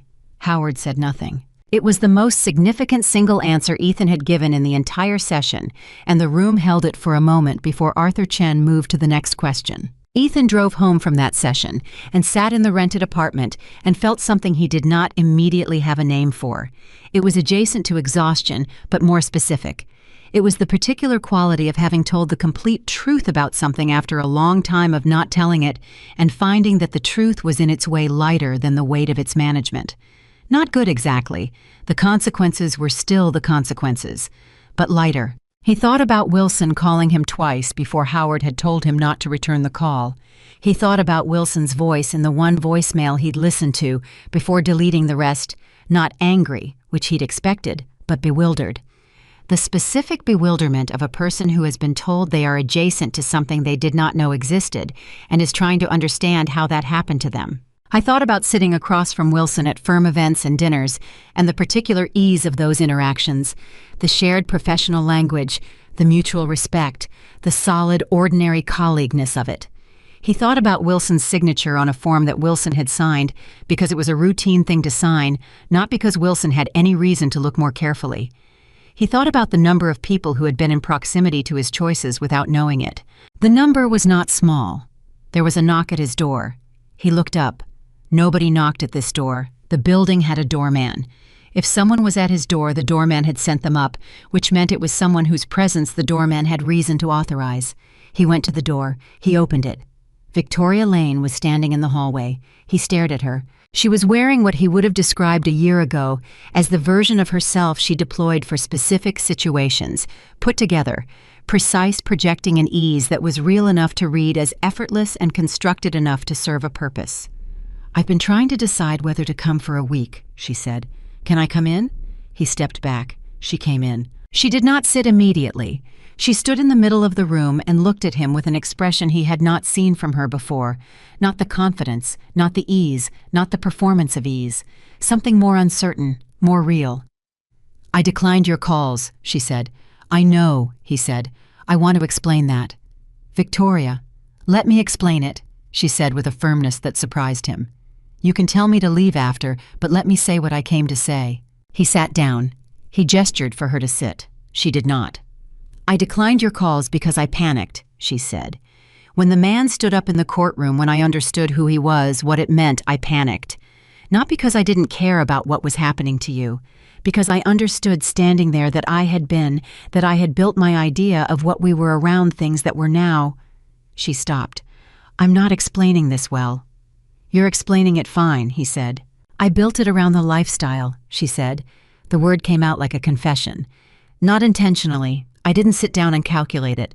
But when I'm honest, and I have been trying very hard to be honest since that courtroom because I think dishonesty is what got everyone in that room into trouble. When I'm honest, what I was attracted to was the version of you that came with everything attached. The apartment, the dinners, the way people deferred to you. She met his eyes. Not you. He looked at her. She looked back. I know, he said. Something shifted in her expression. She had come prepared for pushback, for argument, for the version of him that would defend himself, or minimize, or reframe. The immediate acknowledgement undid her slightly. You know, she said. I've had a lot of quiet time recently, he said. I've been thinking about how people actually saw me versus how I needed to be seen. He paused. I think I performed for you, and you responded to the performance, and neither of us was actually there. She was quiet for a moment. I want to ask you something, she said, and I want you to answer honestly. All right. Did you love her? She said it without drama. Just the question.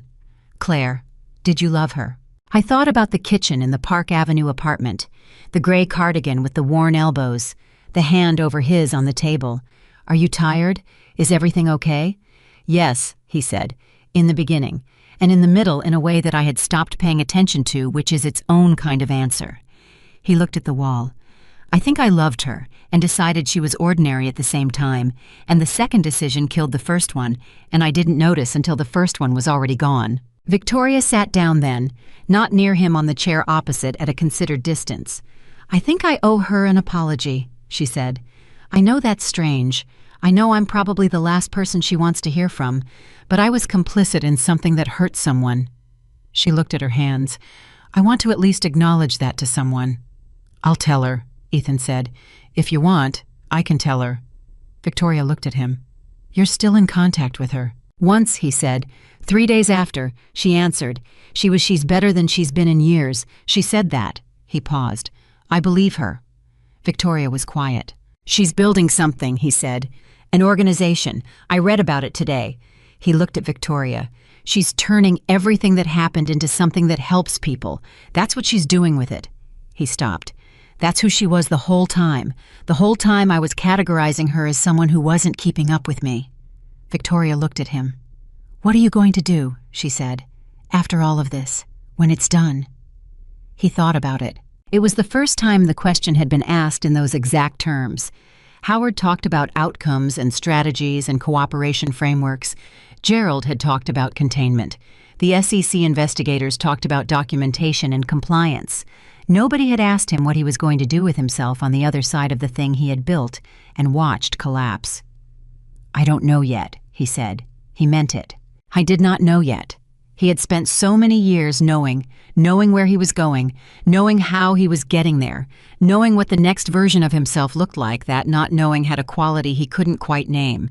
It was uncomfortable. It was also in some way he was still locating honest. That might be the most truthful thing I've heard you say, Victoria said. He looked at her. It might be, he agreed. She stood. She pulled her coat tighter. She looked at him for a moment with an expression that was, he thought, close to sadness.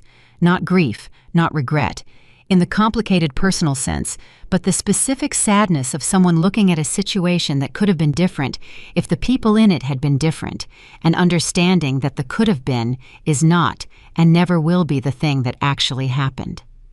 Take care of yourself, she said. I mean that. I know you do, he said. She left. He sat in the rented apartment, and outside the city was doing what it always did, moving indifferent, enormous, full of the simultaneous lives of people, none of whom knew or cared what was happening in this particular room, and he sat with the quiet of it. He picked up his phone. He opened the news article about the Clear Account Project. He read it a third time. Then he read a fourth time the quote from the press conference, the one the article had pulled as its headline pull quote. The most powerful moment was not the courtroom. It was the quiet morning before when I understood exactly what I had. He read it. He set the phone down. He understood sitting there that Claire had built something out of the worst year of her life that would outlast every version of any story anyone might tell about what had happened between them.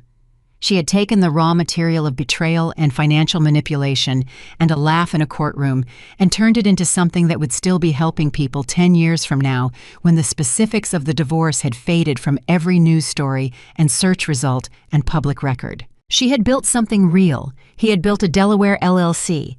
He did not wallow in the comparison. He simply sat with it the way he had been learning to sit with things that were true without immediately trying to reframe them. 3 floors below his doorman was receiving a courier delivery, a thick envelope from a legal firm addressed to Ethan Caldwell, marked as requiring signature.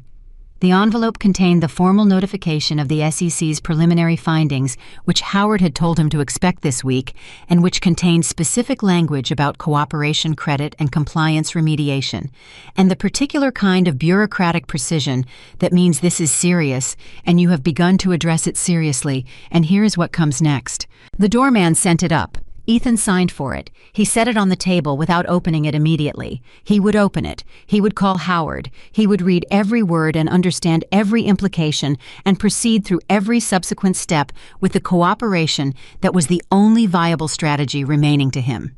He would do all of that. But first he sat for a moment in the particular quiet of a person who has arrived through a path entirely of their own construction at the absolute bottom of the structure they built, and who is discovering with something that is not quite hope, but is something in that direction that the bottom is at least solid ground. You could not build on nothing, but you could build on solid ground. He did not know yet what he would build. He sat with not knowing, which was for a man who had spent 15 years fleeing it, an act of discipline that cost him more than anything else he had done in the last several weeks. The envelope sat on the table. The city moved outside the window. And in a conference room across town, Claire Whitmore was sitting across from the first 3 women who had applied to the Clear Account Project's inaugural intake cohort, women who had heard the press conference or read the articles or been forwarded a link by a friend or a sister or a therapist who had said quietly, "You should look at this," and she was listening to them tell her things that she recognized from the inside. One of them was a woman named Barbara, 61, from Connecticut, who had been married for 32 years and had come out of her divorce without access to the pension account she had contributed to for 28 of those years because her husband had restructured it through an LLC 18 months before he filed, and the documentation had been too complex for the attorney she could afford to untangle in the time available. Barbara told her this in a voice that was steady and careful and fully controlled in the way that voices are when their owners have practiced the telling until it no longer breaks them apart, but the effort of the practice is still visible underneath. Claire listened. She did not offer immediate solutions. She did not project reassurance. She listened with the full specific attention of someone who had been in a version of this room, not the same circumstances, but the same fundamental experience of holding information that you didn't know how to use in a system that wasn't designed to help you use it. When Barbara finished, she looked at Claire with an expression that was part wariness and part something more fragile. "Is it too late for me?" Barbara asked. "It's been 2 years. The settlement was finalized. I don't know if there's anything—" "Tell me the details of the pension restructuring," Claire said. "Specifically the LLC structure and the timeline. We have a financial forensics partnership with 2 firms that specialize in retroactive asset analysis." She held Barbara's eyes. "Finalized settlements can be reopened under specific circumstances. I'm not promising anything, but I want you to tell me the details." Barbara looked at her. Then she began to talk. And Claire listened, and the woman beside Barbara listened, and the intake coordinator took careful notes, and the Clear Account Project was no longer just a name on a notepad in Daniel Marsh's office. It was a room with women in it and a table and someone paying full attention. It was, Claire thought, precisely what she had been building toward. Not the courtroom, not the laugh, not the charcoal suit or the Delaware LLC or the name Richard Whitmore said in front of a judge. This room. This table, this woman telling her story for the first time to someone who already knew the shape of it. She would be here tomorrow, and the day after, and the day after that. That was the only answer that had ever mattered to her. She was finally in a position to give it.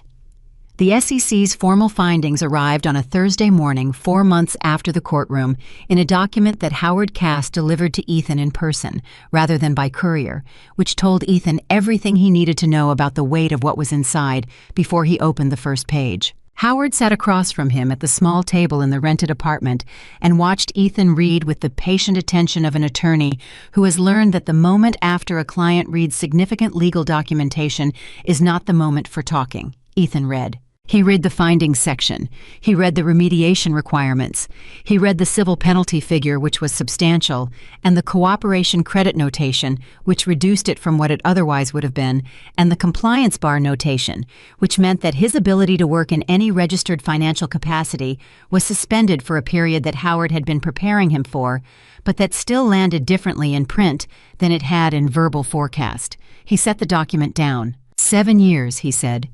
7 years from the date of the formal order, Howard said, with a review eligibility at the 5-year mark if the remediation benchmarks are met and there are no subsequent violations. 5 years before review eligibility. Yes. Ethan looked at the wall. I'm 35. I know. I'll be 40 before I can apply for review, 42 before any realistic reinstatement. That is the arithmetic, Howard said without softening it, because softening it would have been a disservice. And Howard Cass, whatever his limitations, did not do his clients the disservice of softening arithmetic. Ethan sat with that. He had known this was the likely outcome. Howard had walked him through the probability range 3 weeks ago, and the formal findings were within the range Howard had forecast, which meant Howard had been accurate, which meant Ethan had been given honest counsel and had no legitimate cause for surprise. He was still surprised, not at the findings, at himself. At the specific interior quality of sitting in a rented apartment at 35 years old, reading a federal regulatory document that suspended the career he had spent 15 years building and discovering that what he felt was not primarily devastation. It was something closer to relief. He turned that over carefully because relief was not the response he had expected, and he did not trust unexpected responses anymore. He had trusted his instincts too completely for too long, and the instincts had been in significant areas profoundly wrong, but the relief was real. It had been building since the session with Arthur Chen at the SEC offices, since the moment he had said out loud on the record, "I knew it was not compliant," and the room had held that truth, and the ceiling had not fallen. Since the moment of full cooperation, when the strategy had shifted from management to transparency, and the enormous effort of maintaining the managed version had simply stopped. He had been managing a story for 4 years. He was done managing it. The civil penalty, he said. Timeline. Installment structure is available. 18 months with the first payment due 60 days from the formal order. Howard paused. Your personal assets are sufficient to cover it. The LLC assets were frozen in the preliminary phase, but your personal accounts, the ones outside the LLC structure, were not part of the violation scope. Those remain accessible. And the firm, Ethan said, Wilson Marsh Davis Fong. The 3 partners have been cleared of direct involvement. Their cooperation with the review is noted in the findings. The firm itself received a compliance citation and a mandatory remediation program, no financial penalty. Howard looked at him directly. Gerald submitted a statement to the investigators, on your behalf. Ethan looked up. A statement, he said.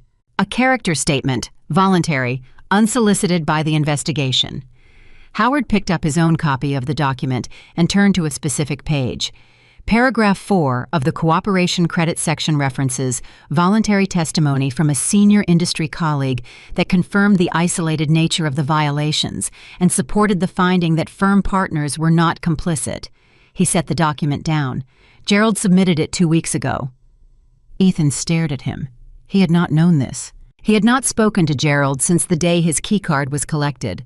He had followed Howard's instruction to the letter, no direct contact, all communication through counsel. Gerald had submitted a statement in support of the cooperation credit finding without being asked, without notifying Ethan, and without, as far as Ethan could determine, any expectation of acknowledgement. Why? Ethan said. I asked Gerald's attorney the same question, Howard said.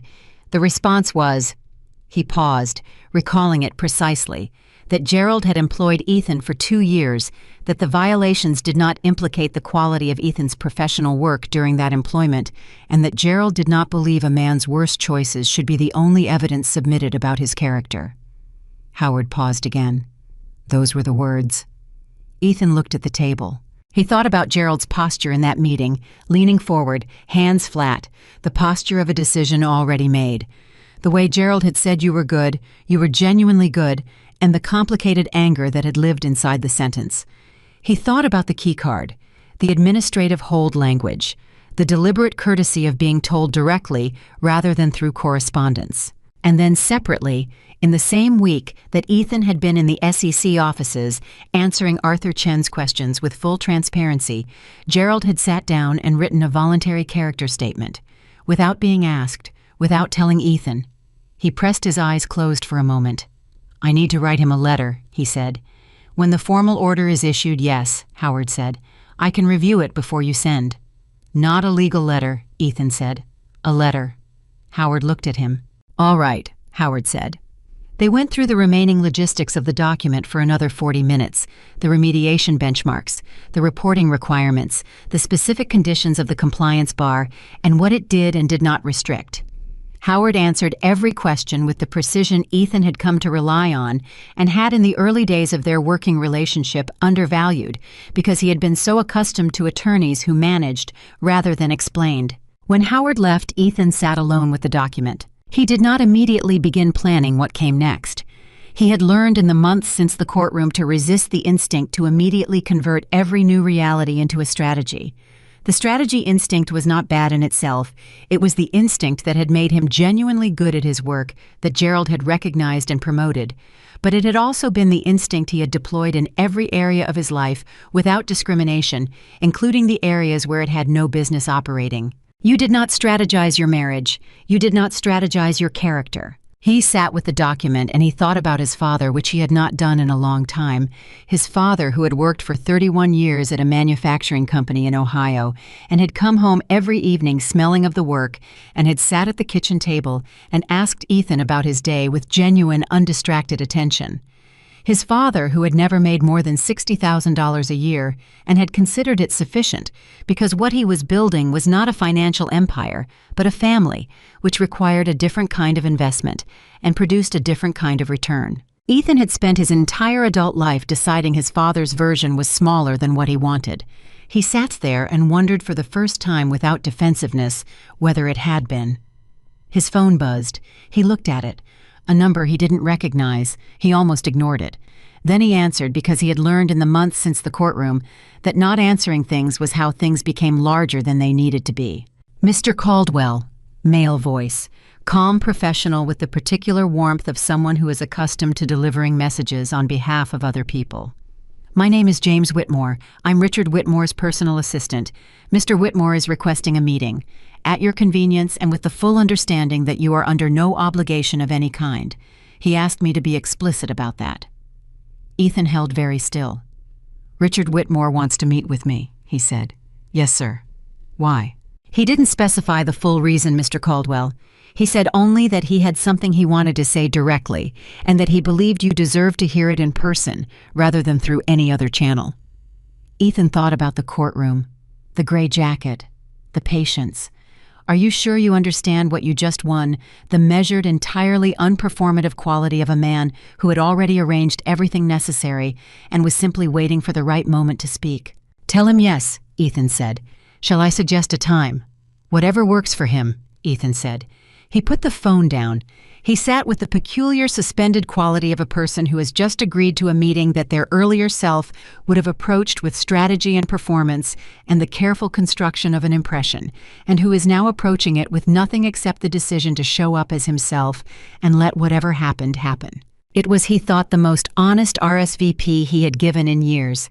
The meeting with Richard Whitmore took place 4 days later in a private dining room at a club in Midtown that Richard used for conversations he wanted to have without ambient noise.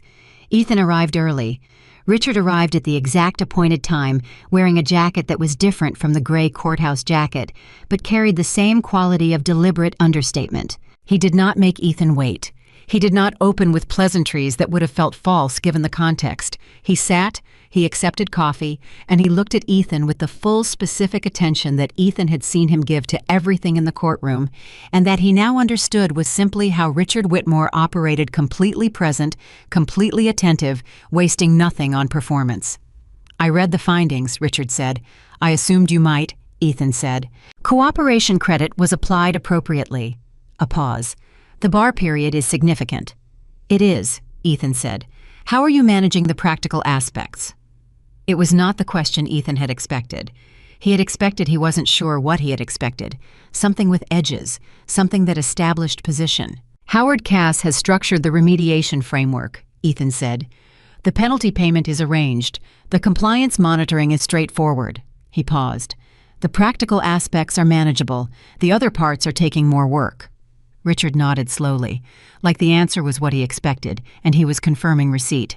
"I want to tell you something," Richard said, "and I want to be clear that I'm not saying it for your benefit specifically. I'm saying it because I spent 40 years learning it, and I've learned that passing it to the right person at the right time is the only way it doesn't die with the person who figured it out." Ethan waited. "Money doesn't change people," Richard said. "I've watched people believe that their entire lives believe that wealth will make them more of whatever they want to be, more confident, more generous, more certain, more free." He wrapped his hands around the coffee cup. "It doesn't. It removes friction. And what you discover when friction is removed is exactly who you were when the friction was present, just more visible, just more available to be seen." Ethan looked at him. "You spent the duration of your marriage to my daughter building a version of yourself that required constant friction management," Richard said. "The LLC, the transfers, the narrative you constructed for the divorce, all of it was friction management. All of it was the effort required to maintain a version of yourself that was not what you actually were." "Yes," Ethan said. "That effort is gone now," Richard said. "The friction you were managing is public. The version is no longer available." He looked at Ethan directly. "What's left is the actual material, and what you do with the actual material is the only question that matters from this point forward." Ethan held the coffee cup and said nothing for a moment. "She built something," he said finally. "Claire built something real." "She did," Richard said. "I read about the first cohort," Ethan said. "The intake program. The woman from Connecticut, Barbara." He paused. "The article mentioned the pension case was reopened, that the forensic analysis found recoverable assets." "It did," Richard said, and something in his voice shifted not into softness exactly, but into the register of someone for whom a specific piece of information carries specific meaning. "Barbara will recover approximately 60% of the assets from the original pension structure. Not all, but 60% is not nothing." "No," Ethan said. "It's not nothing." They sat with that for a moment. "I want to ask you something," Ethan said, "and I recognize I may not have the standing to ask it." "Ask?" Richard said. "Is she—" He stopped. "Is she all right? Not the organization, not the strategy. Her. Is she actually all right?" Richard Whitmore looked at his daughter's ex-husband across the table with the unhurried attention of someone weighing not the question, but the person asking it. "She is better than she has been in years," he said. "She told you that herself." "I know. I believed her then. I still believe her." Ethan paused. "I just wanted to hear it from someone who sees her every day." "She is," Richard said. "She is genuinely well. She is working harder than she's ever worked and sleeping better than she has in 6 years and laughing more than I have seen her laugh in a long time." He paused. "She is Ethan, the full version of herself, the version she was always going to become when she had the room to become it." Ethan looked at the table.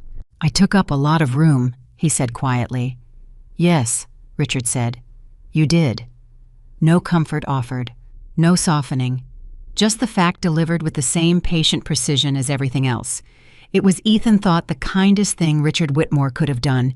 The kindest and the hardest, which were often the same thing. "I'm thinking about going back to Ohio," Ethan said. It was the first time he had said this out loud. He had been thinking it for 3 weeks, turning it over, testing its weight. My father is still there. He's in his mid-60s. He's healthy, but he's alone, and he's been alone since my mother died, and I have not been present for that in the way I should have been." Richard was quiet. "The bar period gives me time," Ethan said. "I can't practice. I can consult in limited capacities," Howard says. "But the full professional structure is paused." He paused himself. "I've been thinking about what you build in a pause." "What you build in a pause," Richard said, "depends entirely on what you start with." "I know," Ethan said. "I'm starting with a lot less than I came into this year with." "In some categories," Richard said. "In others, perhaps more." Ethan looked at him. He thought about Arthur Chen's office, about full cooperation, about the weight that had lifted when the managing stopped, about Gerald's voluntary statement and the shock of unearned generosity, and what it felt like to receive something you hadn't earned and hadn't manipulated and hadn't constructed something given simply because the person giving it had decided it was right. I thought about what it felt like to be on the receiving end of that, and he thought for a long, quiet moment about how rarely he had been the one giving it. "I'm going to write to Claire," he said. "Not a long letter. I don't have anything to say that she needs to hear. But I want her to know that I've read about the project, that I understand what she's building." He looked at Richard. "And I want her to know that if there is ever anything in whatever I have going forward that could be useful to that work, she can have it." Richard considered this. "I'll tell her you said so," he said. "You don't have to." "I know," Richard said. "I'll tell her because she should know, not because it changes anything, but because she should know." They finished their coffee. When they stood to leave, Richard extended his hand and Ethan shook it, and the handshake was nothing except what it was. Two people who had been on opposite sides of a significant event, acknowledging each other with basic human courtesy at the end of a conversation that had been honest. Nothing more, but not less. On the sidewalk outside, Richard Whitmore paused. "One more thing," he said. Ethan stopped. "You asked what money reveals," Richard said. "You didn't use those words, but that was the question underneath everything you said in there." He looked at Ethan with the direct, undistracted attention one final time. "I've watched it reveal cruelty in people I respected. I've watched it reveal cowardice in people I liked. I've watched it reveal genuine character in people nobody expected anything from." He paused. "The revealing isn't the end. It's just the beginning of what you decide to do with what's been revealed." Another pause. "That part is entirely yours." He walked. He did not look back. Ethan stood on the sidewalk and watched him go and felt something shift in his chest, not dramatically, not in the way that movies would require, but in the quiet cellular way that real things shift when they finally settle into their true position. He took the train to Penn Station that evening. He bought a ticket to Columbus, Ohio. He called his father from the platform, and his father answered on the second ring with the particular, slightly breathless quality of someone who has not been expecting a call and is therefore completely present for it. "Ethan," his father said. "Hey, Dad," Ethan said. And that was enough for a moment. Just the two words. Just the acknowledgement of each other across the distance. "I'm coming to see you," Ethan said. "If that's all right. I'd like to come for a while, not just to visit." A pause on the other end, not surprise exactly, more like the careful receipt of something hoped for but not counted on. "How long is a while?" his father asked. "I don't know yet," Ethan said. "Long enough to figure some things out." His father was quiet for a moment. "I'll make up the room," he said. "You don't have to." "I want to," his father said simply, and the simplicity of it, the uncomplicated willingness of a person who loves someone and shows it through practical action rather than performance, landed somewhere in Ethan that had been closed for a long time. He boarded the train. He put his two phones in his jacket pocket, and he sat by the window, and the city moved past him, and then the city became the spaces between cities, and then it became Ohio, flat and wide and entirely unconcerned with Wall Street or SEC findings or Delaware LLCs or any version of anything Ethan had spent 15 years telling himself was the measure of a life worth having. He sat with it. The sky outside the window was the particular color it gets in the late afternoon in October over the Midwest, wide and pale and full of a light that doesn't exist in cities because cities interrupt it. He had forgotten what that light looked like. He had been in cities long enough that he had stopped knowing what he was missing. He thought about Claire standing at the press conference podium in her dark blue dress. He thought about her voice saying the quiet morning before. He thought about what it meant to be ready in advance, to have your eyes open before you needed them open. I thought about the woman Barbara from Connecticut, 61 years old, 32 years of marriage, coming through the door of the Clear Account Project with a story she had practiced telling until it no longer broke her apart, and finding on the other side of the door someone who already knew the shape of it. He thought about the 60%, not all, but not nothing. He thought about what you built in a pause. His father was standing on the platform when the train pulled in. He was wearing the brown jacket he had owned for at least a decade, and he looked older than Ethan had let himself track, and he was standing with the particular physical patience of someone who has been waiting and does not mind it, because the thing they are waiting for is worth waiting for. Ethan stepped off the train. His father looked at him, not at the suit. Ethan was not wearing a suit, was wearing a jacket and jeans the first time he had arrived anywhere without a suit in 15 years, and had not felt diminished by the absence.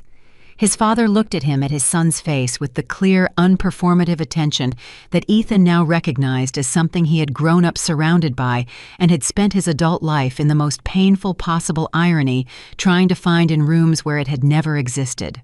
"You look tired," his father said. "I am tired," Ethan said. His father put a hand on his shoulder, briefly, the way you hold something briefly when you want it to know it's held. "Come on," he said. "I made dinner." They drove home in the particular comfortable silence of people who know each other at the molecular level, who have shared enough time and enough quiet that conversation is not required to fill it. At the dinner table, his father asked no questions about the SEC, about the firm, about the divorce, about any of the architecture of the year that had just passed. He asked whether Ethan still liked green beans. Ethan said he did. His father served green beans.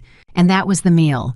Simple food at a simple table with his father, who had built his version of a life through 31 years of showing up for the people immediately in front of him, which was the only building strategy that had ever produced something that lasted.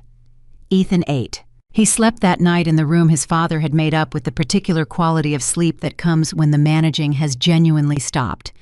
Not the shallow strategy-adjacent rest of someone who has set aside one problem to address another, the actual thing. He woke up without an alarm. He sat at his father's kitchen table in the morning with coffee and no phones and no document on the table, except a legal pad on which, over the course of an hour, he wrote a letter to Gerald Merritt that was not reviewed by Howard Cass before sending. He wrote about what it had meant to find out about the voluntary statement. He wrote it plainly, without craft, without the professional register he had deployed for 15 years. He wrote it the way his father would have written it, which was the way his father spoke directly without performance, saying the thing that was true. He thanked Gerald. He said he understood that the statement had not been an expression of approval and was not an invitation to resume any professional relationship. He said he understood that it had been an act of genuine character, of seeing the complete person rather than only the worst choices, and that it had cost Gerald something to submit it, and that the cost was not lost on him. He said he intended to be worth the statement over time, in whatever rebuilt form that looked like. He sealed the letter. He drove to the post office. He sent it. Then he drove back to his father's house, and he parked in the driveway, and he sat in the car for a moment, just a moment, and he thought about the courtroom one more time, not the strategy, not the documentation, not the regulatory outcome, not the laugh which still lived in him with a specific quality of shame that he understood he would need to sit with for a long time. He thought about the moment before the laugh. He thought about Claire's face when she had held his gaze for the last time, the complete clarity of it, the absence of performance, the specific quality of a person who has seen you fully, who has waited to see all of you, and who has decided with full information that the decision they are making is the right one. She had not looked at him with hatred. She had not looked at him with satisfaction. She had looked at him with the particular costly compassion of someone who loved you and grieved what you chose and would not carry it for you. And then she had looked away, and then she had walked out with her father into whatever she was going to build, and she had not looked back. He sat in his father's driveway in Ohio and understood finally at the cellular level what the old man had meant in the courtroom hallway when he said it. Not knowing is not the same as not choosing. I had chosen. He had chosen poorly, deliberately, over a period of years, while the woman he had categorized as ordinary sat beside him and chose every single day to be exactly who she was. He sat with it. He did not try to reframe it. He walked into his father's house. He said, "Do you need help with anything today?" His father looked up from the newspaper. "The back steps need repairing," he said. "I've been putting it off." "I'll do it," Ethan said. "You know how to fix steps." "No," Ethan said, "but I can learn." His father looked at him for a moment. Then he set down his newspaper. "I'll show you," he said. And that was where it began. Not in a courtroom, not in a regulatory document, not in the ruins of a career that had been built on the wrong foundation. It began in a quiet house in Ohio with a father who had waited and a son who had finally stopped running from the simplest, most demanding truth that a life can ask of you. The truth that who you are when no one is watching is the only version of yourself that ever actually counts. Claire Whitmore had known that from the beginning. She had simply been patient enough to let Ethan discover it for himself. And in a conference room back in New York, surrounded by women who had come through doors looking for the morning, Richard Whitmore had described the quiet morning before, when you understand exactly what you have.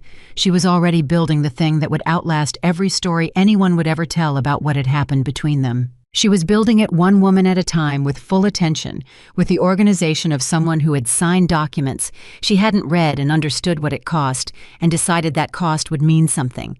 She was building it on solid ground, and it would stand.